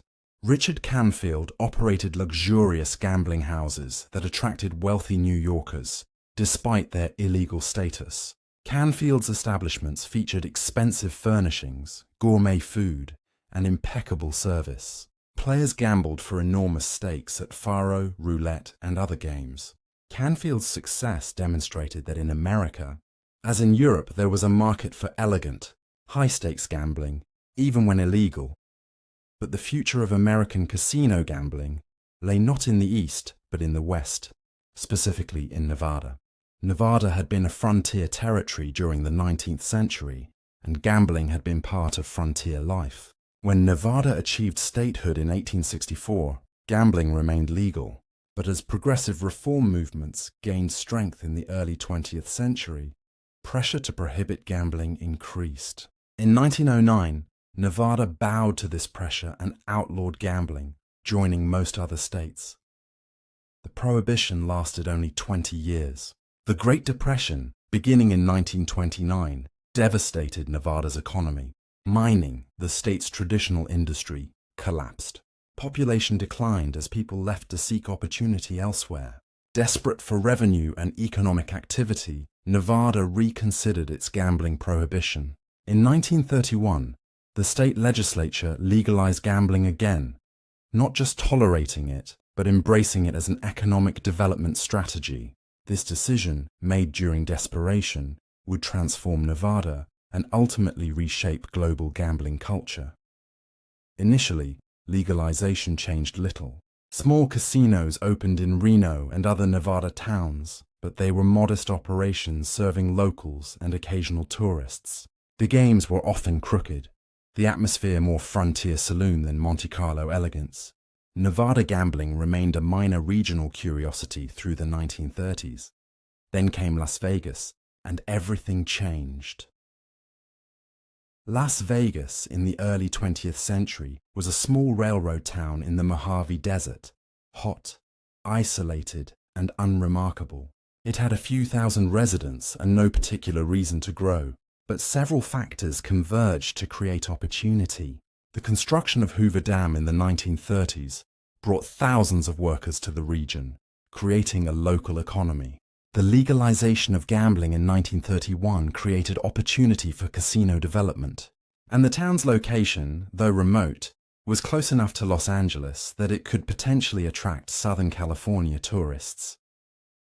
The first casinos in Las Vegas were small downtown establishments, little different from those in Reno. But one man saw a grander vision. Benjamin Bugsy Siegel, a mobster from New York with connections to organized crime syndicates, imagined a luxury casino resort in Las Vegas that would rival Monte Carlo. In 1946, he opened the Flamingo, a lavish hotel casino on the strip of highway outside downtown Las Vegas. The Flamingo was revolutionary. It was not just a casino, but a complete resort, with hotel rooms, restaurants, showrooms for entertainment, swimming pools, and gardens. The idea was that visitors would come for a complete vacation experience, of which gambling was just one part. The casino was elegant by Las Vegas standards, though it could not match European sophistication. But the combination of legality, luxury, and desert exoticism was compelling. Siegel's vision was correct, but his execution was flawed. The Flamingo initially struggled financially, partly due to cost overruns during construction and partly due to operational problems. Siegel's mob investors grew impatient with losses. In 1947, Siegel was murdered, probably by his own associates, in a killing that became legendary in mob lore. But the Flamingo survived under new management and eventually became profitable. More importantly, it established the model that Las Vegas would follow. Throughout the 1950s, Las Vegas boomed. New casinos opened on the Strip, each trying to outdo previous establishments in size and spectacle. The Desert Inn, the Sands, the Sahara, the Dunes, each had its own theme and attractions. Entertainment became crucial to the Las Vegas model. Casinos hired the biggest stars of the day: Frank Sinatra, Dean Martin, Sammy Davis Jr., Elvis Presley, to perform in their showrooms, drawing crowds who would also gamble. The combination of gambling, entertainment, and a certain outlaw glamour made Las Vegas uniquely appealing. Organized crime was deeply involved in early Las Vegas. Mobsters from various syndicates owned or controlled many casinos. They used Las Vegas to launder money from illegal activities and to generate legitimate income from gambling. The mob brought sophistication to casino operations, using techniques they had developed running illegal gambling in other cities. They also brought violence, and Las Vegas in the 1950s and 1960s had a dangerous underside beneath its glamorous surface. The mob's control of Las Vegas attracted unwanted attention from law enforcement and government.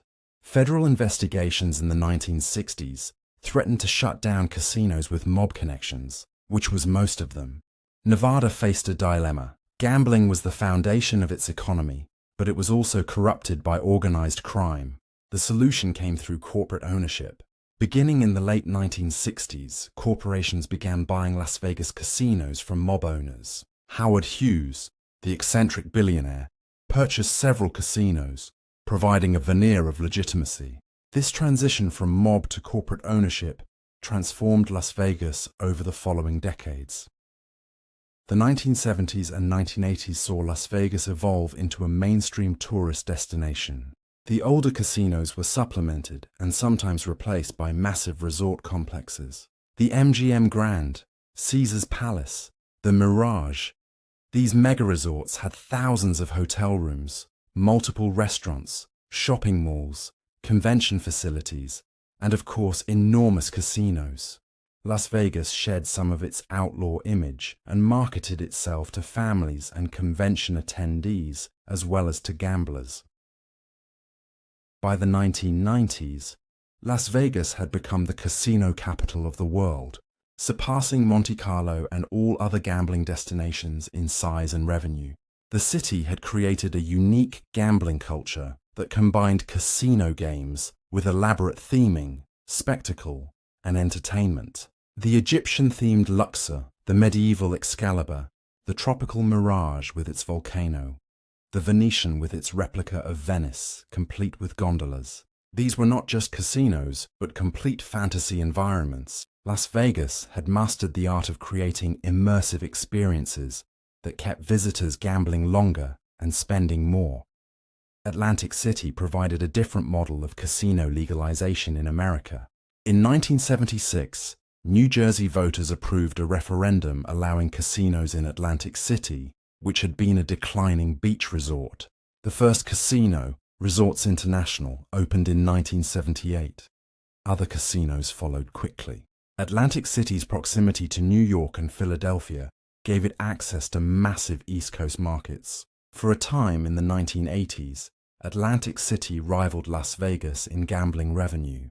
But Atlantic City faced challenges Las Vegas did not. State regulations were more restrictive, limiting operational flexibility. The city itself remained troubled, with poverty and decay outside the casino areas. Unlike Las Vegas, which built a complete tourist infrastructure, Atlantic City remained focused primarily on gambling, attracting day trippers rather than multi-day resort visitors.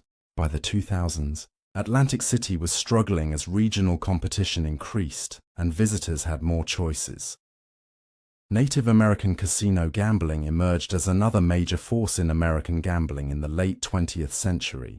A 1987 Supreme Court decision and the 1988 Indian Gaming Regulatory Act created a framework for tribes to operate casinos on reservation land.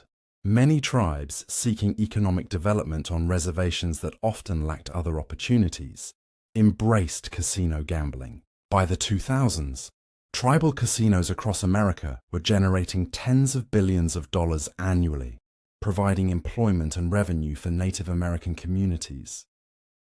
The casino model had proven enormously successful, spreading from Monaco to Las Vegas to tribal reservations to countries around the world. Macau, a former Portuguese colony in China, legalized casino gambling and by the 2000s had surpassed Las Vegas in gambling revenue, driven by Chinese gamblers. Singapore opened massive casino resorts. Australia, South Africa, South Korea, and numerous other countries established casinos. The elegant Monte Carlo model had been combined with the Las Vegas approach of massive scale and complete resort experience, creating a global casino industry worth hundreds of billions of dollars. Yet for all their size and sophistication, casinos still operated on the same basic principles as ancient dice games. The house held mathematical advantages in most games, ensuring long-term profitability. Players sought entertainment, excitement, and the chance of winning against the odds. The psychology of gambling, the thrill of risk and the pain of loss, remained unchanged. The casino was just a more elaborate venue for the same human drama that had played out over dice and cards for millennia. The specific games that casinos offered had their own fascinating histories, evolving over centuries from simple beginnings to complex modern forms. To understand casinos fully, we must understand the games themselves, their origins, their mathematics, and their hold on human imagination. The next chapter of our journey takes us deeper into the games that made casino gambling possible and irresistible. Games of chance, evolution and innovation. Games we play in modern casinos are the products of centuries of evolution, each with its own history and logic. Some, like roulette, were deliberately invented. Others, like blackjack, evolved from earlier games. Still others, like slot machines, were enabled by technological innovation. Together, these games form the core of casino gambling, each offering different experiences, different odds, and different appeals to different players. Understanding these games is understanding gambling itself, the eternal human desire to challenge fate and perhaps, just perhaps, come out ahead. Roulette is perhaps the most iconic casino game. Its spinning wheel and bouncing ball instantly recognizable symbols of gambling. The game's name comes from the French word for little wheel, and indeed, France was crucial to roulette's development, though its origins are disputed. Some historians credit Blaise Pascal with inventing roulette accidentally, while working on a perpetual motion machine in the 17th century. This story is probably apocryphal, but it makes thematic sense that the mathematician who pioneered probability theory would also invent a game of pure chance. More likely, roulette evolved from earlier wheel-based games popular in Italy and France in the 18th century. The modern roulette wheel with its numbered pockets, alternating red and black colors, and green zero, was probably developed in France around 1790. The game quickly became popular in Parisian casinos during the French Revolution and Napoleonic era. From there, it spread throughout Europe, becoming particularly associated with Monte Carlo in the 19th century. The roulette wheel's design is deceptively complex. The numbers from 1 to 36 are arranged in a specific order that distributes high and low numbers, odd and even numbers, and red and black pockets as evenly as possible around the wheel. The zero pocket, colored green, belongs to the house, creating the casino's mathematical advantage. European roulette has a single zero, giving the house an edge of 2.7%. American roulette adds a second zero, increasing the house edge to 5.26%. This seemingly small difference significantly impacts players' expected losses over time. Roulette's appeal lies in its simplicity and its variety of betting options. Players can bet on single numbers, combinations of numbers, colors, odd or even, high or low. Each bet has different odds and different payouts. Some players develop elaborate betting systems, trying to beat the game through patterns of bets. The martingale system, where players double their bets after each loss, is famous. But no betting system can overcome the house edge in the long run. The mathematics are inexorable. Over enough spins, the house advantage guarantees casino profit.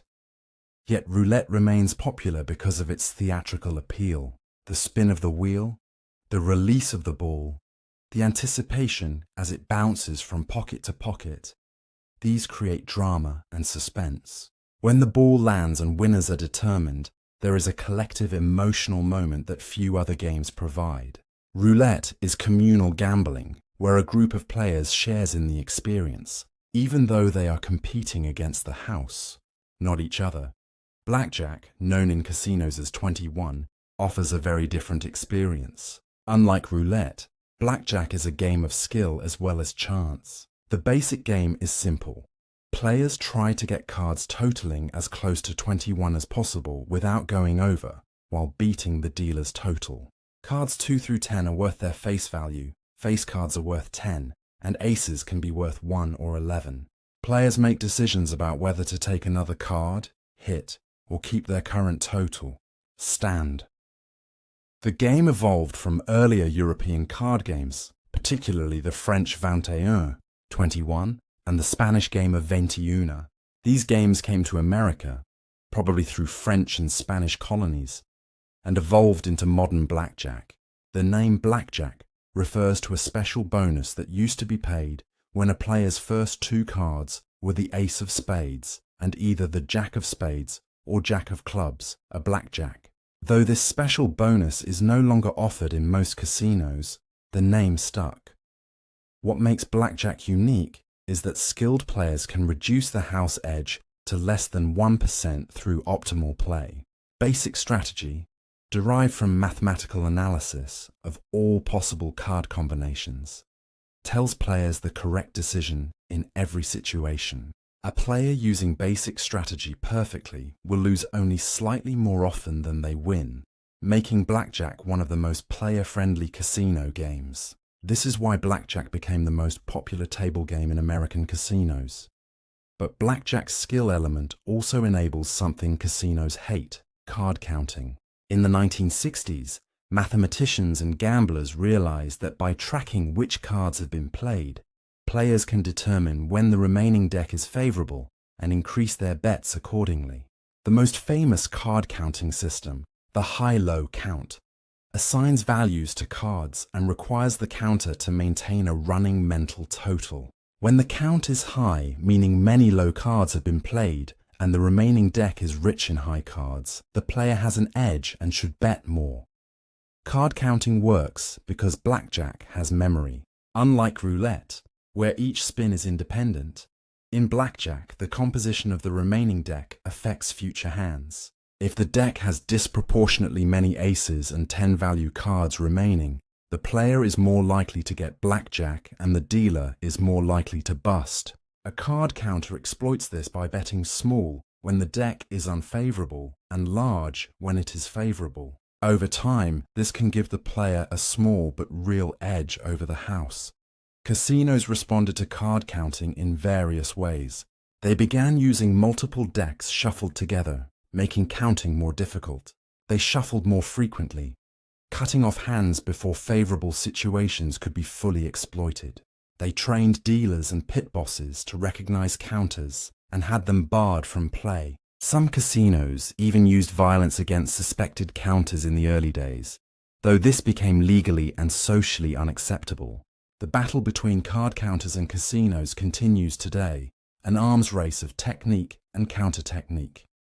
The story of the MIT blackjack team became legendary in gambling culture. In the 1980s and 1990s, a group of MIT students and alumni formed a team that used card counting and team play to win millions of dollars from casinos. They used sophisticated techniques including spotters, who played at multiple tables and signaled when the count was favorable, and big players, who would then join the table and make large bets. The team's success inspired books and films and proved that intelligent, disciplined players could beat casinos at their own game. Slot machines represent a completely different gambling experience. Unlike table games, slots are solitary activities requiring no skill and offering no decisions. Players simply insert money, press a button or pull a lever, and watch symbols spin. If the symbols align in winning combinations, the player wins. If not, they lose. The simplicity is part of the appeal, but so is the possibility of enormous jackpots from small bets. The first slot machine was invented by Charles Fay in San Francisco in 1894. Fay's Liberty Bell machine had 3 reels with 5 symbols each: horseshoes, diamonds, spades, hearts, and a cracked Liberty Bell. When 3 Liberty Bells lined up, the machine paid out 50 cents, the maximum prize. The machine was entirely mechanical, using springs and gears to spin the reels and determine outcomes. Fay's invention was revolutionary. Previous gambling machines existed, but none combined simplicity, automation, and player appeal as effectively as the Liberty Bell. The machine was an immediate success in San Francisco saloons and quickly spread to other cities. Other inventors and manufacturers created variations, improving on Fay's design and adding new features. By the early 20th century, slot machines were common in bars, cigar stores, and bowling alleys across America. The machines faced constant legal challenges. Since they were clearly gambling devices, they were illegal in jurisdictions that prohibited gambling. Manufacturers responded with various strategies. Some machines dispensed gum or mints as prizes instead of coins, claiming they were vending machines, not gambling devices. The fruit symbols still used in many slot machines today originated from machines that supposedly dispensed fruit-flavored gum. The bar symbol represents a logo from the Bell Fruit Gum Company. These transparent fictions allowed machines to operate even where gambling was illegal. When Nevada legalized gambling in 1931, slot machines became legal gambling devices in casinos. They were initially treated as minor sidelines, mere diversions while players waited for seats at table games. But casino operators noticed something interesting. Slots were profitable far beyond their floor space. A single slot machine, occupying just a few square feet and requiring minimal staff attention, could generate substantial revenue. As casinos expanded their slot machine offerings, revenue increased proportionally. The technology of slot machines evolved dramatically in the 20th century. Electric machines, introduced in the 1960s, offered more complex games with more pay lines and larger jackpots.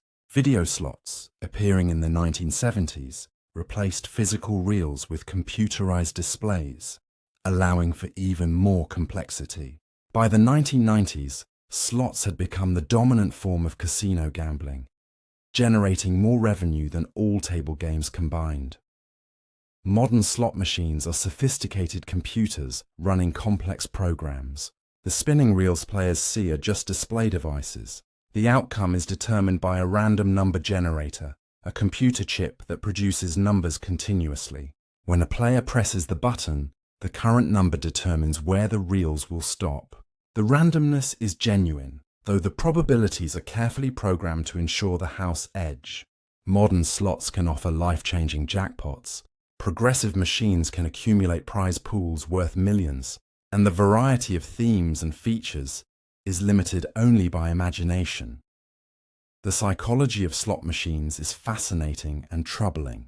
The machines are designed to maximize player engagement and spending. The near-miss effect, where symbols stop just above or below a winning line, creates the illusion that the player almost won, encouraging continued play. The sounds and lights accompanying wins, even small wins that are less than the amount bet, create positive reinforcement. The variable ratio reinforcement schedule, where wins are unpredictable but occasional, is the most addictive pattern in behavioral psychology. Slot machines exploit this mercilessly. Poker deserves special consideration as perhaps the most complex and skill-based casino game. Unlike other casino games where players bet against the house, in poker players bet against each other. The casino merely provides the venue and dealers, taking a small percentage of each pot as its fee. This structure means that skilled players can consistently profit at poker, not by beating the house, but by beating weaker players. Poker evolved from various European card games in 18th and 19th century America. The game we recognize today, with its 5-card hands, betting rounds, and community cards, developed gradually through the 19th century. Texas Hold'em, now the most popular variant, emerged in Texas in the early 20th century and spread throughout the South. But it remained relatively obscure until the 1970s, when the World Series of Poker, established in 1970, helped popularize the game. The poker boom of the 2000s transformed the game from a casino obscurity into a global phenomenon. Several factors converged. The whole card camera, invented in 1999, allowed television broadcasts to show players hidden cards, making poker dramatically more interesting to watch. Online poker sites, which exploded in popularity in the early 2000s, allowed millions of people to learn poker and play from home. And in 2003, an amateur player named Chris Moneymaker won the World Series of Poker main event after qualifying through an online satellite tournament, proving that anyone could compete and win. Poker requires a combination of mathematical skills, psychological insight, and discipline that makes it unique among gambling games.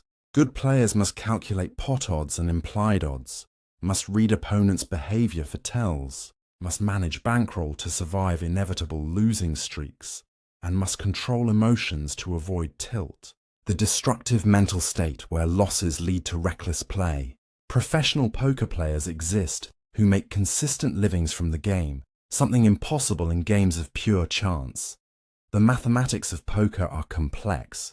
Unlike games where outcomes are determined by physical randomness like dice or roulette wheels, poker outcomes depend on card distributions, betting patterns, and player decisions. Calculating the probability of improving a hand, comparing that to the pot odds being offered, and deciding whether to call, fold, or raise requires mathematical thinking. Game theory optimal play, a concept from mathematical game theory, has revolutionized high-level poker in recent years. But poker is also deeply psychological. Bluffing, representing a stronger hand than one actually holds to make opponents fold, is poker's most famous strategic element. Reading opponents, detecting when they are bluffing or when they have strong hands, requires observation and interpretation of subtle behavioral cues. Managing one's own demeanor to avoid giving away information requires self-control and self-awareness. The mental game of poker is as important as the mathematical game. These games, from roulette's elegant simplicity to poker's psychological complexity, represent the diversity of gambling experiences. Each appeals to different player preferences and personalities. Some want pure luck and quick resolution. Others want skill and strategic depth. Some want solitary play. Others want social interaction. The variety ensures that almost everyone can find some form of gambling that appeals to them. And that variety, combined with the universal human attraction to risk and reward, ensures that gambling will remain popular regardless of moral disapproval or legal restriction. But that popularity comes with costs, individual and social, that we must now confront directly. The dark side, addiction, crime, and regulation.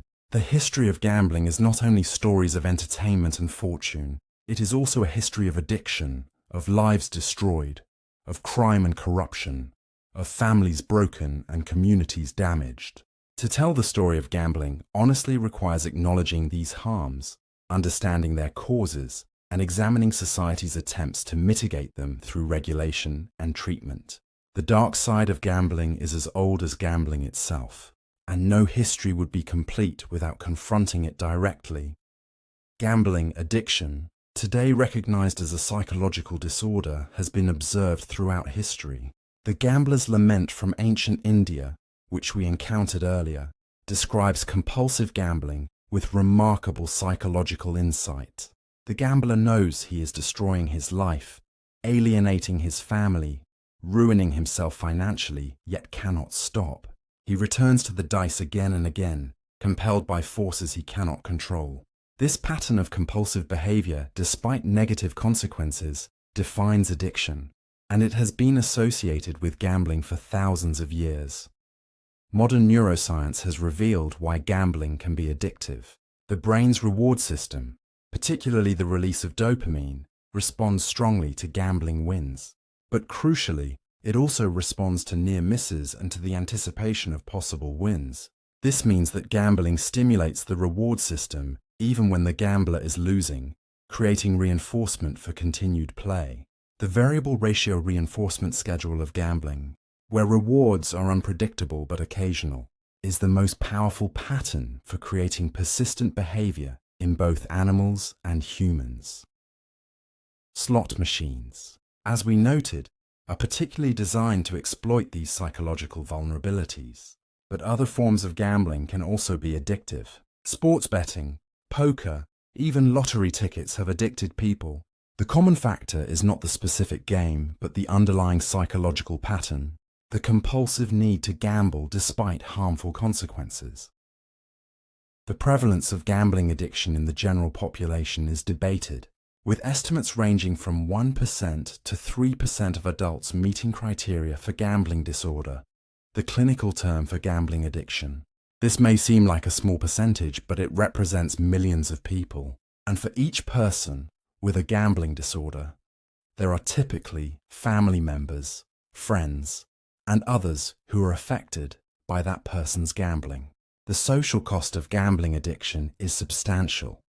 Treatment for gambling addiction has evolved significantly in recent decades. Gamblers Anonymous, founded in 1957 and modeled on Alcoholics Anonymous, provides peer support for people trying to quit gambling.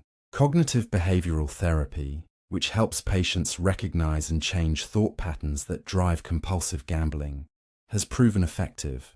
Medications that affect dopamine or serotonin systems show promise, but treatment remains challenging and relapse rates are high. Many people with gambling problems never seek treatment, either because they do not recognize they have a problem or because they are ashamed. The relationship between gambling and crime is complex and troubling. Organized crime has been involved in gambling throughout modern history, both in running illegal gambling operations and in controlling legal gambling venues. The mob's role in Las Vegas has already been discussed, but organized crime's involvement in gambling extends far beyond Nevada. Illegal bookmaking, underground casinos, numbers rackets. These enterprises have funded organized crime for over a century. Individual gamblers sometimes turn to crime to finance their habit or pay their debts. Embezzlement, fraud, theft. These crimes are overrepresented among problem gamblers. The desperation of gambling addiction can drive people who would never otherwise commit crimes to steal from employers, family members, or anyone they can victimize. The human tragedy of these crimes affects both the gamblers themselves and their victims. Money laundering through casinos is another criminal concern. Casinos handle enormous amounts of cash, making them attractive venues for washing illegal money. Criminals can exchange drug money or other criminal proceeds for casino chips, gamble modestly, and then exchange chips back for clean casino checks. Despite anti-money laundering regulations, casinos remain vulnerable to this abuse. Match fixing in sports, where athletes or officials manipulate game outcomes to benefit gamblers, is enabled by gambling on sports. The incentive for corruption exists whenever large sums are bet on sports outcomes. While most athletes and officials are honest, the temptation of gambling money has corrupted some. Sports leagues and gambling regulators work to prevent match fixing, but the problem persists wherever sports betting is popular. Society's attempts to regulate gambling reflect ongoing tension between prohibition and legalization, between protecting people from harm and respecting individual freedom. Different societies at different times have tried various approaches, none entirely successful. Complete prohibition was the approach in many societies for long periods. In America, most gambling was illegal for most of the 20th century. The rationale was straightforward. Gambling causes harm, therefore it should be prohibited. This paternalistic approach assumed government should protect people from their own bad decisions. And indeed, prohibition did reduce gambling compared to what would have occurred if it were legal. But prohibition also created problems. It drove gambling underground, where it was unregulated and often connected to organized crime. It made criminals of ordinary people who wanted to gamble. It deprived government of potential tax revenue. It created enforcement costs as police pursued gamblers and bookmakers instead of more serious criminals. And it never actually stopped gambling, merely changed where and how it occurred. These problems led many jurisdictions to reconsider prohibition. Legalization with regulation became the alternative approach. By bringing gambling out of the shadows, government could regulate it, tax it, and potentially mitigate some of its harms. This has been the trend in recent decades, with more jurisdictions legalizing various forms of gambling while imposing regulations meant to protect players. And society. Modern gambling regulation varies widely across jurisdictions but typically includes some common elements. Licensing requirements ensure only approved operators can offer gambling. Age restrictions prohibit minors from gambling. Self-exclusion programs allow problem gamblers to ban themselves from casinos. Advertising restrictions limit how gambling can be marketed. Problem gambling resources, often funded by gambling taxes or license fees, provide treatment for those who develop problems. And oversight bodies monitor compliance with all these regulations. The effectiveness of these regulations is debated. Supporters argue that regulated legal gambling is better than unregulated illegal gambling, that it provides entertainment for millions while channeling money to government rather than criminals, and that modern regulations genuinely help reduce harm. Critics counter that legalization inevitably increases gambling, and thus increases gambling-related problems, that regulations are often inadequate and poorly enforced, and that government becomes dependent on gambling revenue and thus has perverse incentives to encourage gambling rather than discourage it. This debate has no easy resolution. Both sides have valid points. Legal gambling does generate tax revenue and eliminate some problems associated with illegal gambling. But it also does create more gambling and more gambling problems than prohibition would. The question ultimately is one of values. What balance between individual freedom and collective welfare do we want? Different societies answer differently, and the answer changes over time as social attitudes evolve. One particularly interesting regulatory challenge involves online gambling, which has exploded in popularity since the late 1990s and raises unique problems. How do you regulate gambling that crosses international borders? How do you protect minors when gambling is accessible from home computers and smartphones? How do you prevent money laundering when transactions are purely electronic? These questions have bedeviled regulators worldwide and remain largely unsolved. The future of gambling regulation will likely involve ongoing experimentation with different approaches. Some jurisdictions will maintain prohibition, others will liberalize further.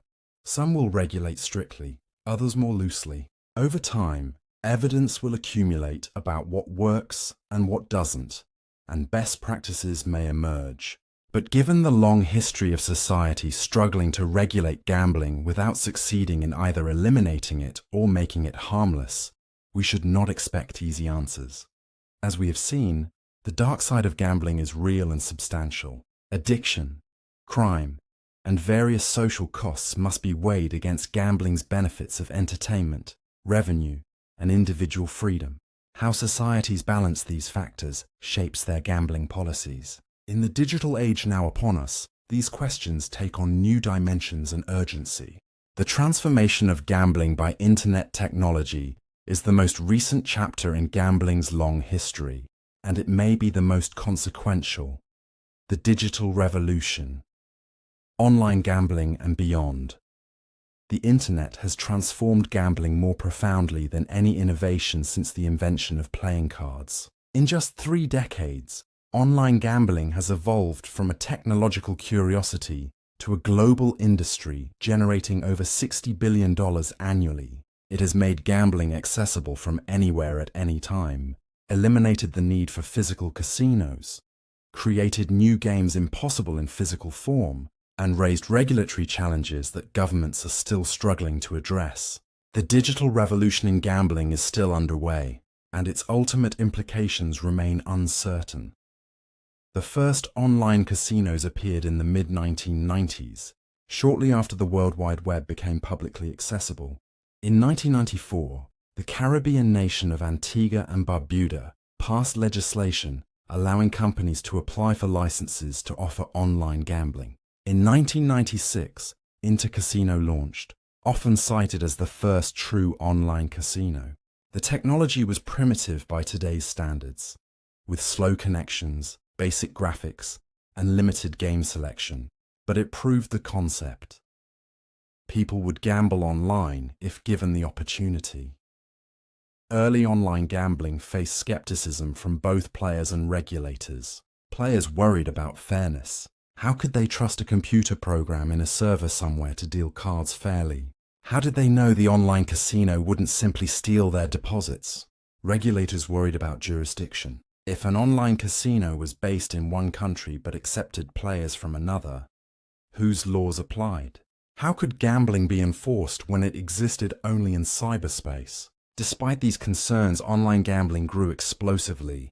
By the early 2000s, hundreds of online casinos operated, most based in jurisdictions with favorable regulatory environments like Gibraltar, Malta, or various Caribbean islands. These offshore casinos served players worldwide, including from countries where gambling was illegal. The Internet's global nature made enforcement of national gambling laws extremely difficult. A player in the United States could easily access a casino based in Antigua, making American gambling prohibition largely ineffective. Online poker drove much of the early growth. Poker is ideally suited to internet play because it involves competition between players rather than against the house. Online poker rooms could host many tables simultaneously, offering games at all stakes and skill levels around the clock. Players could multi-table, playing at several tables simultaneously, something impossible in physical casinos. The convenience and variety attracted players who would never have visited a brick-and-mortar poker room. The poker boom of 2003 to 2006, as we mentioned earlier, was largely an online phenomenon. Chris Moneymaker's World Series of Poker victory in 2003, after qualifying online, inspired millions to try online poker. Sites like PokerStars, Party Poker, and Full Tilt Poker grew enormously, hosting millions of players and billions of dollars in wagers. For a few years, online poker seemed like a gold rush, with skilled players making 6-figure incomes and poker rooms generating massive profits. But the regulatory hammer was falling. In 2006, the United States passed the Unlawful Internet Gambling Enforcement Act, which prohibited financial institutions from processing transactions for online gambling. While the law's constitutionality and effectiveness were debated, it had immediate impact. Most major online gambling companies withdrew from the American market, not wanting to risk criminal prosecution. The American online poker boom ended almost overnight. Other countries took different approaches. The United Kingdom, in 2005, passed legislation regulating online gambling rather than prohibiting it. Companies could obtain UK licenses and legally serve British players. This approach provided consumer protections while generating tax revenue. Other European countries adopted similar regulatory frameworks. The European Union generally supported regulated legal online gambling as consistent with free trade principles, though implementation varied by member state. Australia initially allowed online gambling, but later restricted it, permitting sports betting, but prohibiting online casino games and poker. Asian countries generally prohibited online gambling, though enforcement varied. China strictly prohibited it, but couldn't prevent Chinese citizens from accessing offshore sites. The Philippines became a hub for online gambling operations serving Asian markets, creating a substantial industry despite controversial social impacts. The technology of online gambling advanced rapidly. Early sites had simple graphics and limited games. Modern sites feature sophisticated graphics, live dealer games streamed from studios, mobile apps that work seamlessly on smartphones and tablets, and integration with social media. The user experience rivals or exceeds that of physical casinos in many ways, though it lacks the social atmosphere and physical tangibility that some players prefer. Live dealer games, introduced in the mid-2000s, bridged the gap between online and physical gambling. These games use real dealers in studios with multiple cameras capturing the action. Players at home watch the dealer via streaming video and place bets using their computers or phones.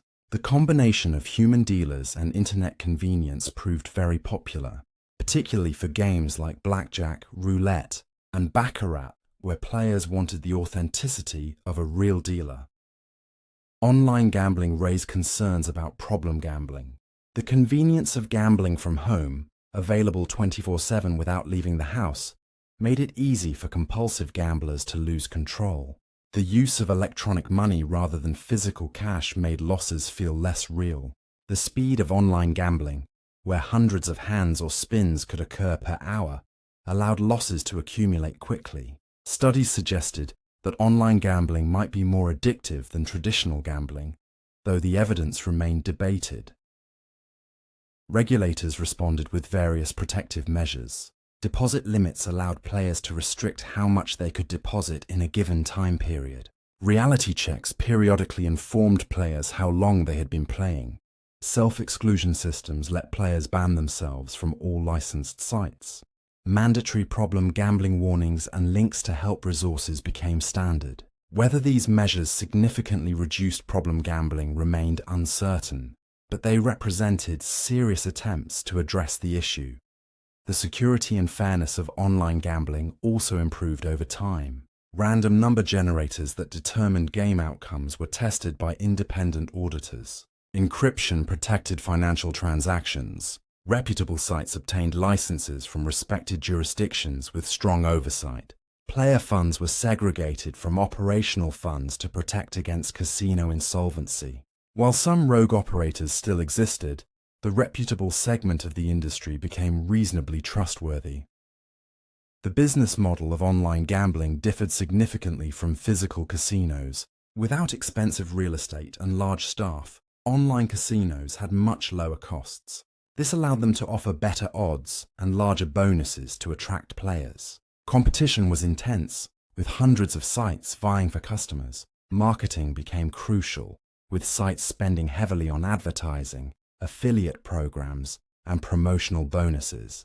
The industry became sophisticated in customer acquisition and retention, using data analytics to optimize every aspect of operations.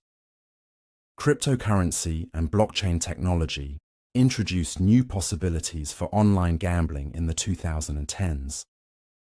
Bitcoin casinos emerged, offering gambling with cryptocurrency rather than traditional money. The advantages included faster transactions, lower fees, and greater anonymity. Blockchain technology also enabled provably fair gambling, where the fairness of each game outcome could be cryptographically verified. Some believed cryptocurrency gambling would revolutionize the industry, though adoption remained limited to a niche market. Social casino games, which emerged in the late 2000s, blurred the line between gambling and gaming. These games, often on social media platforms or mobile apps, used casino game mechanics but did not involve real money.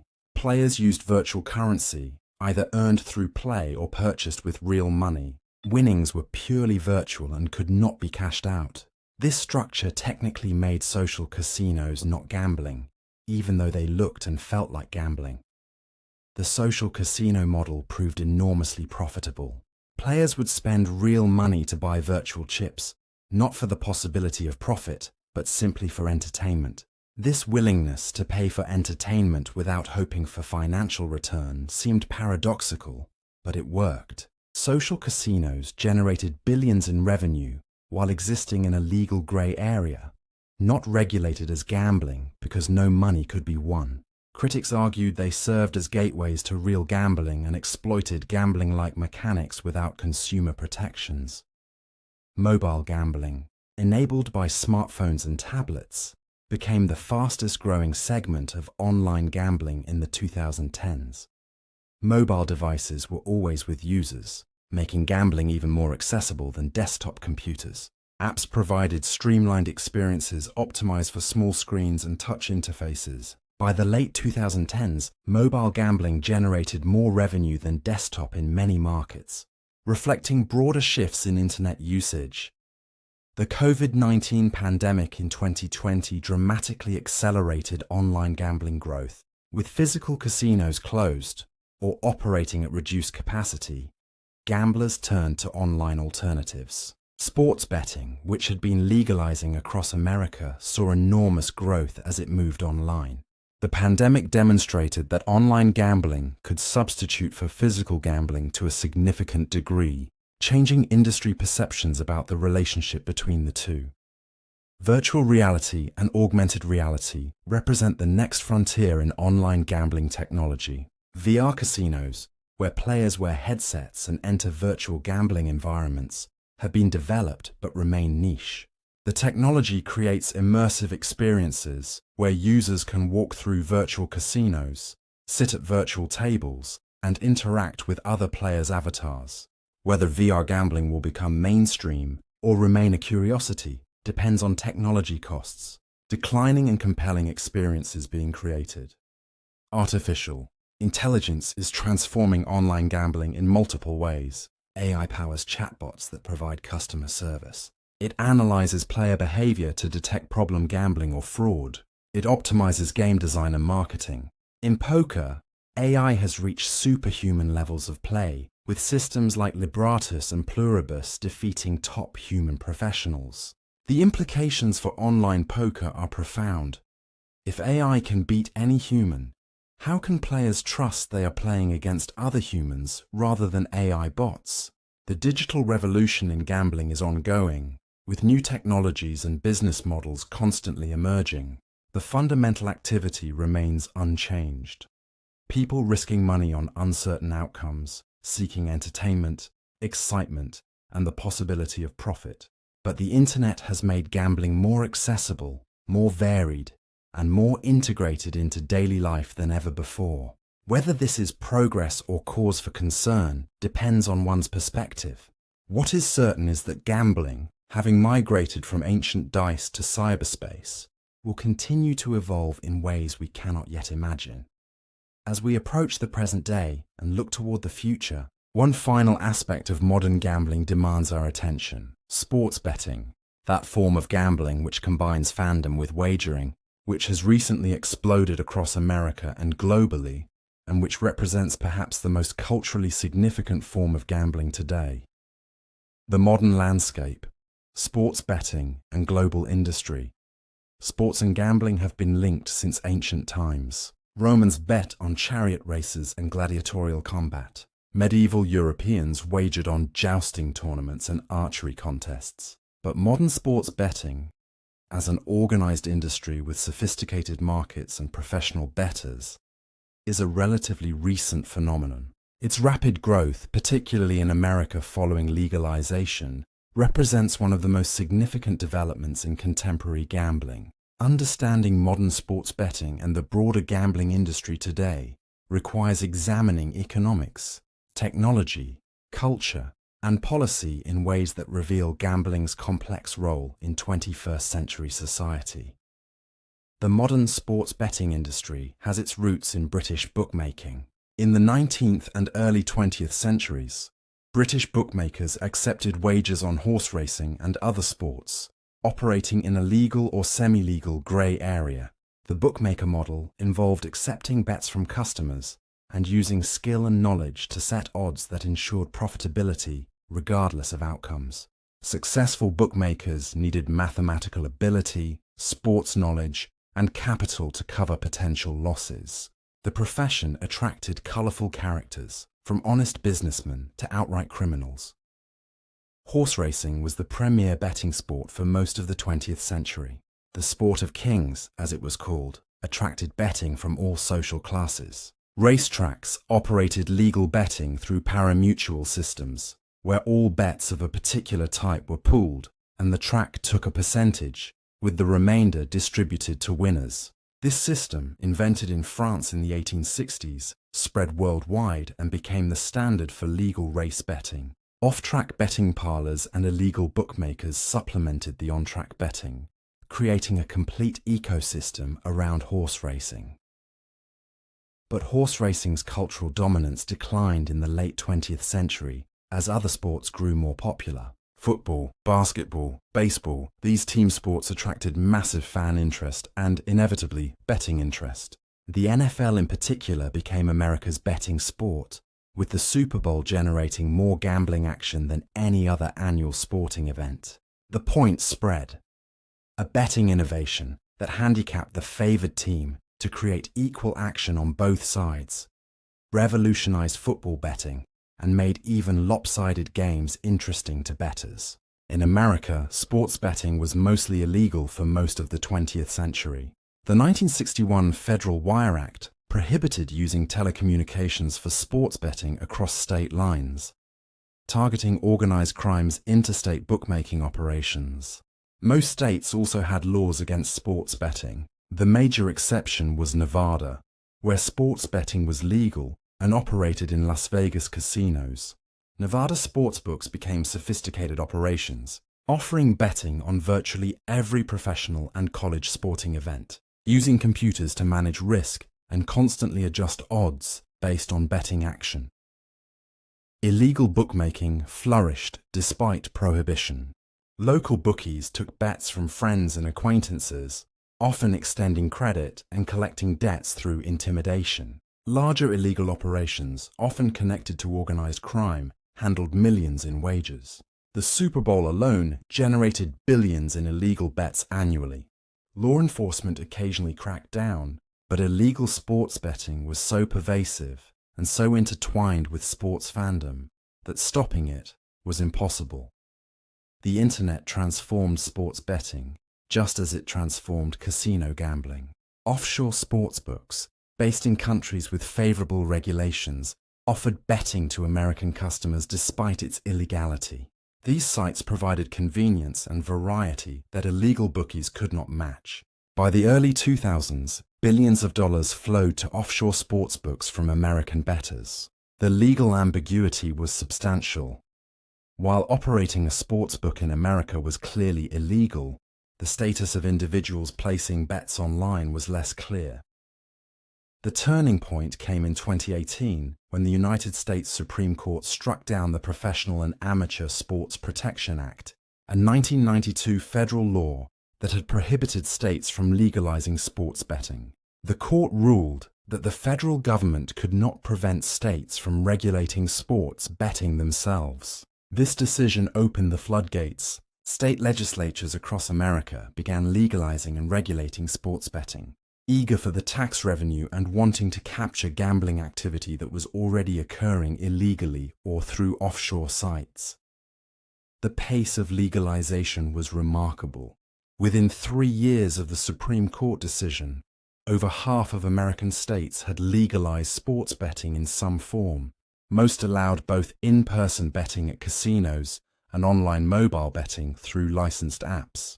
The largest sports betting companies, including DraftKings, FanDuel, BetMGM, and others, launched aggressive marketing campaigns, sponsoring sports broadcasts, advertising during games, and offering promotional bonuses to new customers.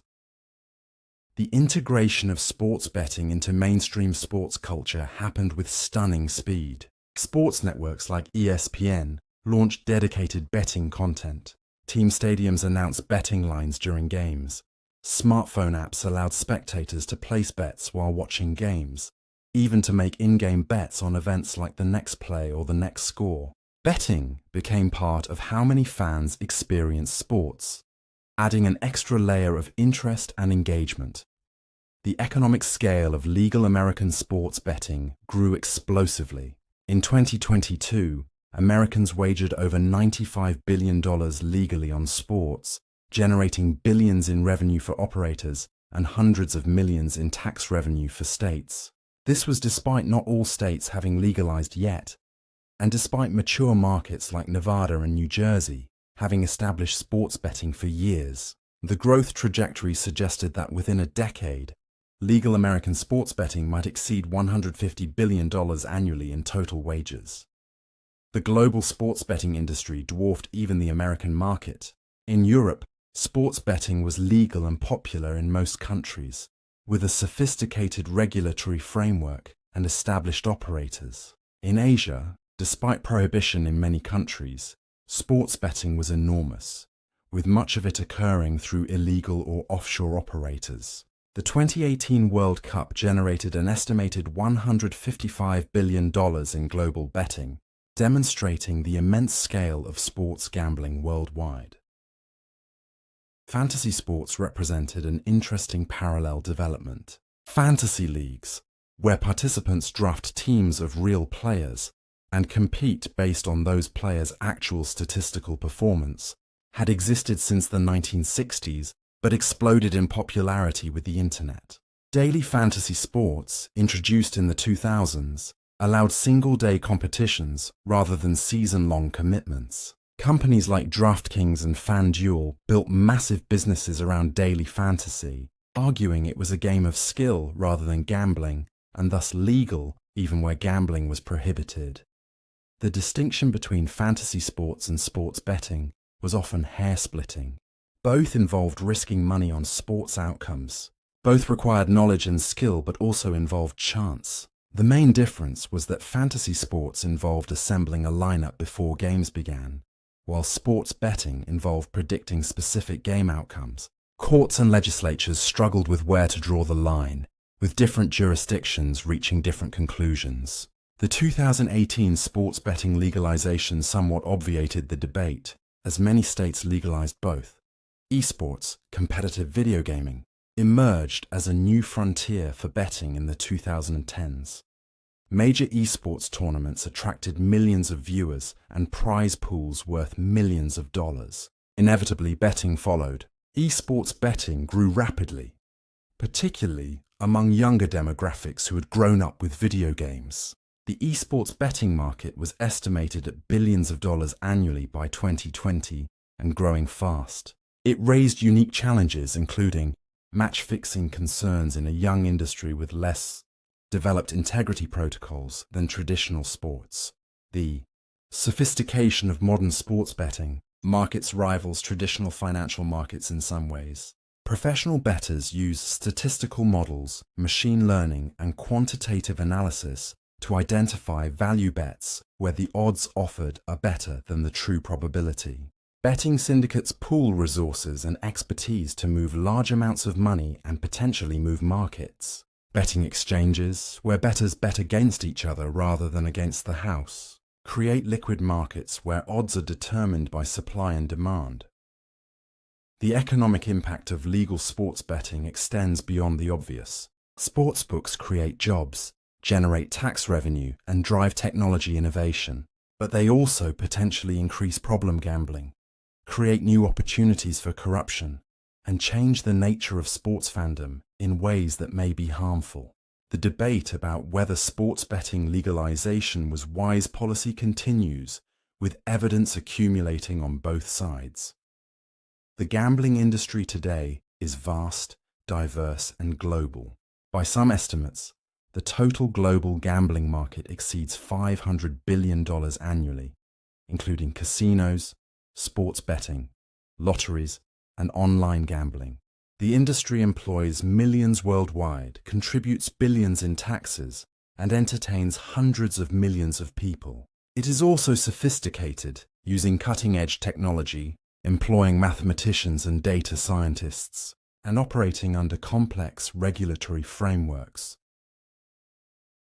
Casinos have evolved from the simple gambling halls of the past into integrated resorts offering complete entertainment experiences. Modern mega-casinos in Las Vegas, Macau, Singapore, and elsewhere are architectural wonders containing thousands of hotel rooms, dozens of restaurants, massive shopping centers, theaters, nightclubs, convention facilities, and of course, enormous casinos. They are cities unto themselves, serving millions of visitors annually and generating billions in revenue. The business model of modern casinos is sophisticated. They use customer tracking systems to monitor spending and offer rewards to high-value customers. They employ hosts who develop relationships with wealthy gamblers, offering free rooms, meals, flights, and entertainment to keep them coming back. They use data analytics to optimize everything from game placement to promotional offers. The days of mob-run casinos counting cash in back rooms are long gone, replaced by publicly traded corporations using Fortune 500 management practices. Lotteries remain a major form of gambling, particularly in jurisdictions that prohibit or limit other gambling forms.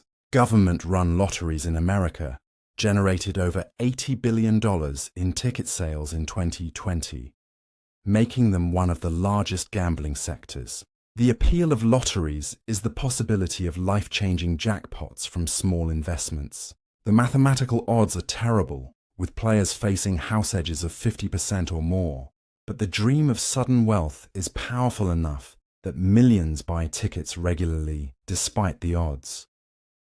The cultural attitudes toward gambling vary enormously across the globe. In some societies, gambling is widely accepted as normal entertainment. In others, it remains highly stigmatized. Religious beliefs shape attitudes, with Christian, Islamic, and Buddhist traditions all having significant anti-gambling strands. Economic circumstances matter too. Wealthier societies can afford to treat gambling as entertainment, while poorer societies may see it as a destructive vice that impoverishes families. The regulatory approaches also vary dramatically. Some jurisdictions embrace gambling as an economic development tool, building casino industries and attracting tourists. Others strictly prohibit most or all gambling. Many fall somewhere in between, allowing some forms while prohibiting others, or permitting gambling but heavily regulating it. There is no international consensus on the right approach, and experimentation continues as jurisdictions observe each other's experiences. Looking to the future, several trends seem likely. Online gambling will continue to grow, potentially cannibalizing some physical casino revenue but expanding the overall market. Mobile will become even more dominant as the primary interface for online gambling. New technologies like virtual reality and augmented reality will create novel gambling experiences, though how mainstream these become remains to be seen. Artificial intelligence will make gambling operations more efficient and may enable more personalized experiences for customers. Regulation will likely continue to evolve, with more jurisdictions legalizing and regulating gambling that previously occurred illegally or not at all. The trend toward legalization reflects both pragmatic recognition that prohibition doesn't work well and government desire for tax revenue. But backlash is also possible if gambling-related problems become too visible or if research demonstrates harms that were underestimated. The integration of gambling into mainstream entertainment and culture will likely continue. Gambling elements appear in video games, often marketed to children through loot boxes and similar mechanics. Sports broadcasts increasingly incorporate betting content. Gambling normalizes as it becomes legal and visible. Whether this normalization is positive, making gambling a normal leisure activity without stigma, or negative, exposing more people to gambling risks, depends on one's values and assessment of evidence. What is certain is that gambling in some form will persist. The human attraction to risk and reward, to testing fate, to dreaming of fortune. These are fundamental enough that no law or moral teaching will eliminate them. The question is not whether humans will gamble, but how. In what forms, under what regulations, with what social consequences? These questions have been asked for 5,000 years and will continue to be asked as long as humans exist. And so we come to the end of our journey through gambling's history. From ancient knucklebones to modern smartphones, from Mesopotamian dice to Las Vegas mega resorts, from simple games to complex algorithms. It has been a journey through human nature itself, through our relationship with chance and risk, through our eternal hope that fortune might smile upon us. The story of gambling is ultimately the story of us. It reveals our capacity for joy and our vulnerability to addiction. It shows our cleverness in creating complex games and our foolishness in believing we can beat the odds. It demonstrates our social nature, gathering around tables to play together, and our isolation, sitting alone before slot machines. It reflects our dreams of sudden wealth and the harsh reality that the house usually wins.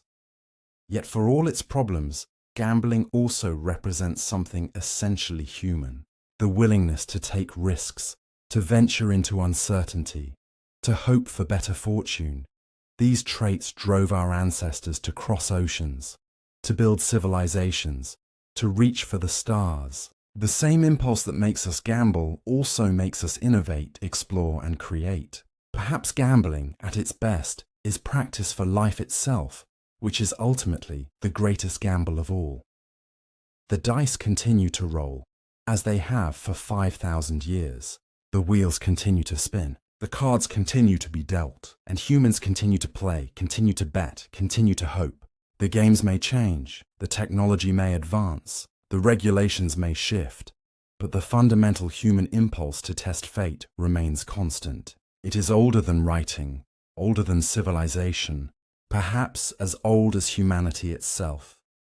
If tonight's journey through the history of gambling has intrigued you, if these stories of dice and cards, of fortunes won and lost, of games played across millennia and around the world have captured your imagination, consider subscribing to Nocturne of History for more explorations into the past's mysteries. Hit that like button if you found this fascinating, and tell me in the comments, where are you listening from tonight, and have you ever tried your luck at gambling?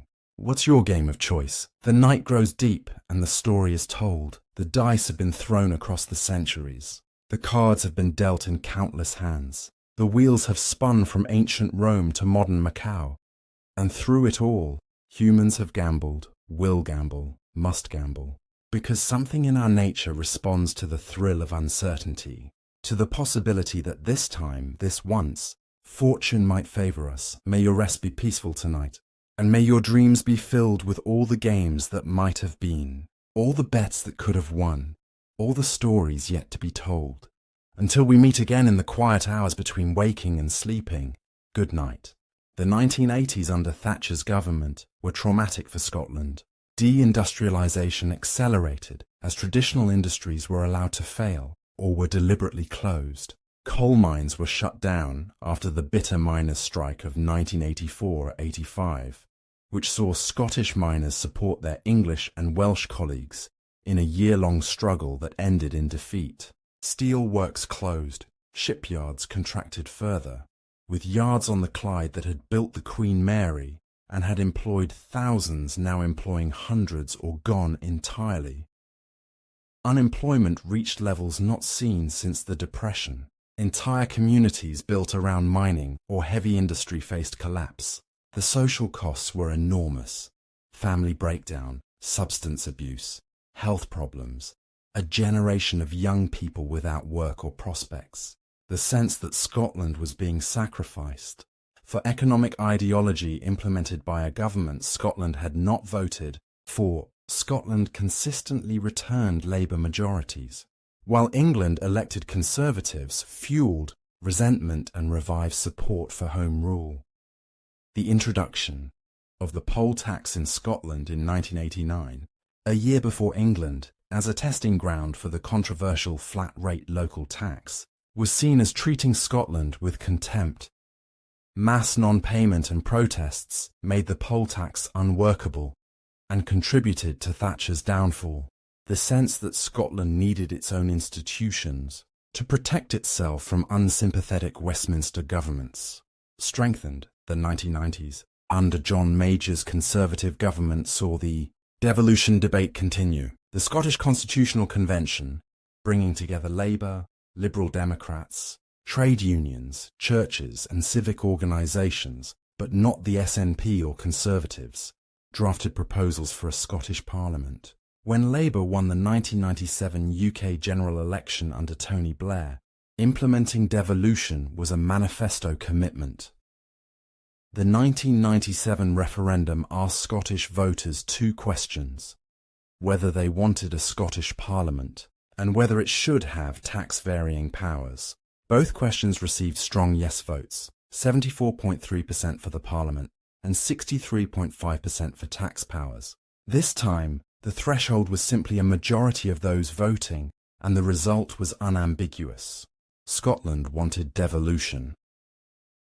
The Scotland Act 1998 established the Scottish Parliament and Scottish Executive, later renamed Scottish Government. Elections were held in 1999, and on July 1, 1999, the Queen formally opened the Scottish Parliament, the first Scottish Parliament since 1707. Donald Dewar, Scotland's First Minister, called it a moment, anchored in our history, connecting the new Parliament to Scotland's long tradition of parliamentary government. The Parliament initially met in the Church of Scotland's Assembly Hall on the Mound in Edinburgh, while a permanent building was constructed. The new Parliament building at Holyrood, designed by Catalan architect Enric Morales, opened in 2004, though controversy over its cost and design would continue. The building's innovative design, incorporating Scottish and contemporary European influences, was intended to reflect a modern, confident Scotland. Devolution changed Scottish politics fundamentally.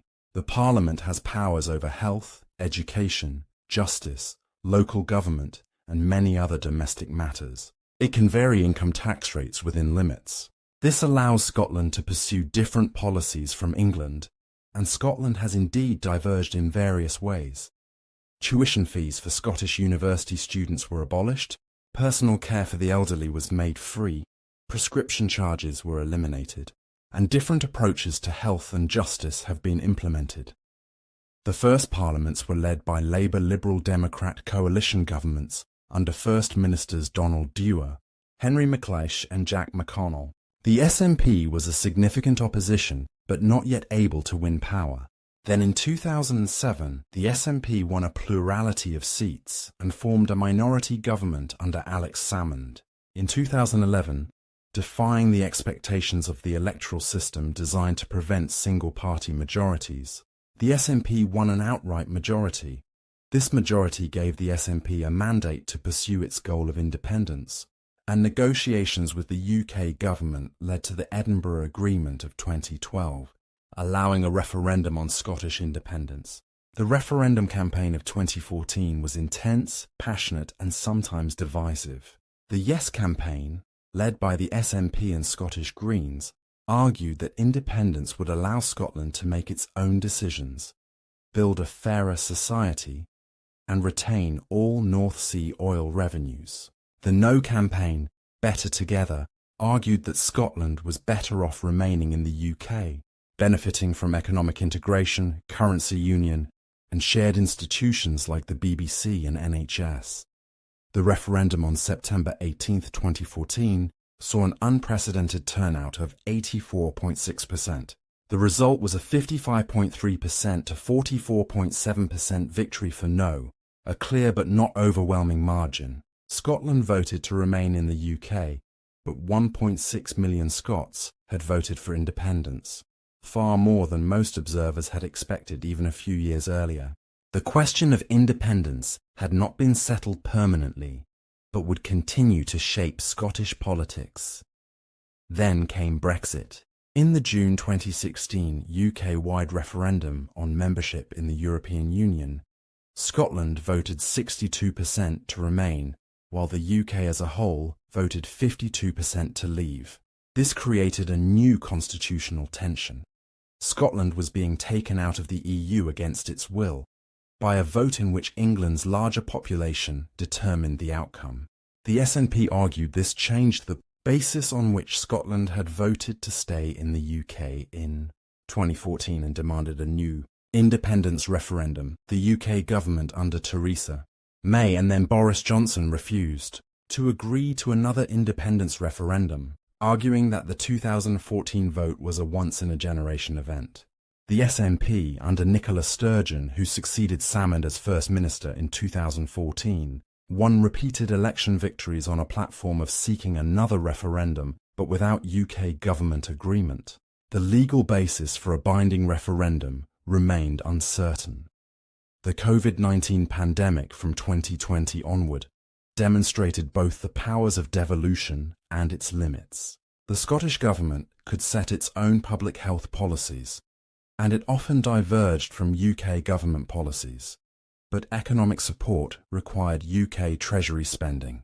The pandemic also raised Nicola Sturgeon's profile, as her daily briefings were widely watched, but it postponed constitutional debates as more immediate concerns dominated. As we reach the present day, Scotland stands at an uncertain point. Devolution has been successful in many ways, creating a Scottish political space distinct from Westminster, allowing policy divergence and maintaining Scottish identity within the UK framework. But it has also intensified rather than resolved constitutional questions. Support for independence has remained at historically high levels, consistently polling between 45% and 55%, suggesting Scotland is deeply divided on the question. Scotland in the 21st century is very different from the Scotland of earlier eras. The population is more diverse, with significant communities from Pakistan, India, China, Poland, and many other countries, particularly in cities. Glasgow and Edinburgh are cosmopolitan and outward-looking. The old industries that once defined Scotland, coal, steel, shipbuilding, are largely gone, replaced by service industries, financial services, tourism, education, technology, renewable energy, and whiskey production. Edinburgh has become a major financial centre, second only to London in the UK. The city's festivals, particularly the Edinburgh Festival Fringe, the world's largest arts festival, draw visitors from around the globe each August. Glasgow has been reinvented as a cultural city, shedding its industrial image, though poverty and inequality remain significant issues. The highlands and islands, once seen as backward, are now valued for natural beauty and are developing renewable energy, aquaculture and tourism. Scotland faces challenges: an ageing population, economic inequality, drug deaths at alarming levels particularly in deprived areas, climate change requiring adaptation, and of course, the continuing constitutional question. But it also has strengths: high-quality universities that are world-leading in research, a strong sense of identity and culture, beautiful landscapes that attract tourism and provide quality of life, and renewable energy potential that could make Scotland a green energy powerhouse. The question of what Scotland is and what it will become remains open. Is it a nation that should be independent, governing itself completely? Is it better served by remaining part of the UK, benefiting from political and economic union while maintaining distinctive culture and institutions? These questions have no objectively correct answer, only different visions based on different values and different assessments of risks and opportunities. What we can say with certainty is that Scotland has a long history as a distinct nation, that its identity has survived union, industrialization, deindustrialization, and globalization, and that Scots today still feel themselves to be Scottish in ways that matter to them. Whether that identity is best expressed within the UK or through independence is for Scots to decide, and they may decide differently in different eras as circumstances change. As we come to the end of this long journey through Scottish history, from prehistoric settlements to the present day, certain themes emerge. Scotland's geography, that harsh and beautiful landscape of mountains and glens, moors and islands, has shaped its history, making it difficult to conquer and govern, but also difficult to unite and develop. The proximity to England, the larger and more powerful neighbour, has been Scotland's defining geopolitical reality, sometimes bringing threat and conflict, sometimes bringing opportunity and partnership. Scotland's identity has been forged through struggle. The wars of independence that established Scotland as a nation willing to fight for its freedom, the religious conflicts that defined its Protestant character, the industrial transformation that created new forms of community and class identity, the political struggles that secured devolution. Each generation of Scots has had to figure out what it means to be Scottish, how to balance tradition and change, how to relate to Britain and the wider world. The story of Scotland is not one of steady progress toward any particular goal. It is not a story of inevitable decline or of inevitable triumph. It is the story of a people adapting to circumstances, making choices with imperfect knowledge, building communities and institutions, creating culture and meaning, surviving defeats and celebrating victories. It is a human story, with all the complexity, contradiction, tragedy, and hope that human stories contain. If you have journeyed with me through this long night of Scottish history, you have my gratitude. We have travelled from the ice retreating 10,000 years ago through to the Scotland of today, through centuries of change and continuity. We have met kings and queens, warriors and philosophers, workers and inventors, ordinary people living ordinary lives. We have witnessed battles and treaties, unions and dissolutions, triumphs and tragedies. Scotland's story is not finished. It continues to unfold, shaped by choices being made today and choices yet to come. What the future holds for Scotland, no one can say with certainty. But whatever that future brings, it will be built on the foundations of this long past, on traditions and memories, on the sense of identity and belonging that has been created and recreated through all these centuries. If you enjoyed this journey through time, if learning about Scotland's past has enriched your understanding or simply helped you sleep peacefully, I would be grateful if you would subscribe to the channel and leave a like. Share your thoughts in the comments. What aspect of Scottish history surprised you most? What would you like to explore more deeply? Where in the world are you listening from? And what connection do you have to Scotland, whether by ancestry, by residence, or simply by interest? May your dreams tonight be filled with heather-covered hills and ancient stones, with the sound of pipes echoing through glens, with the stories of all those who came before us in this old land of Scotland.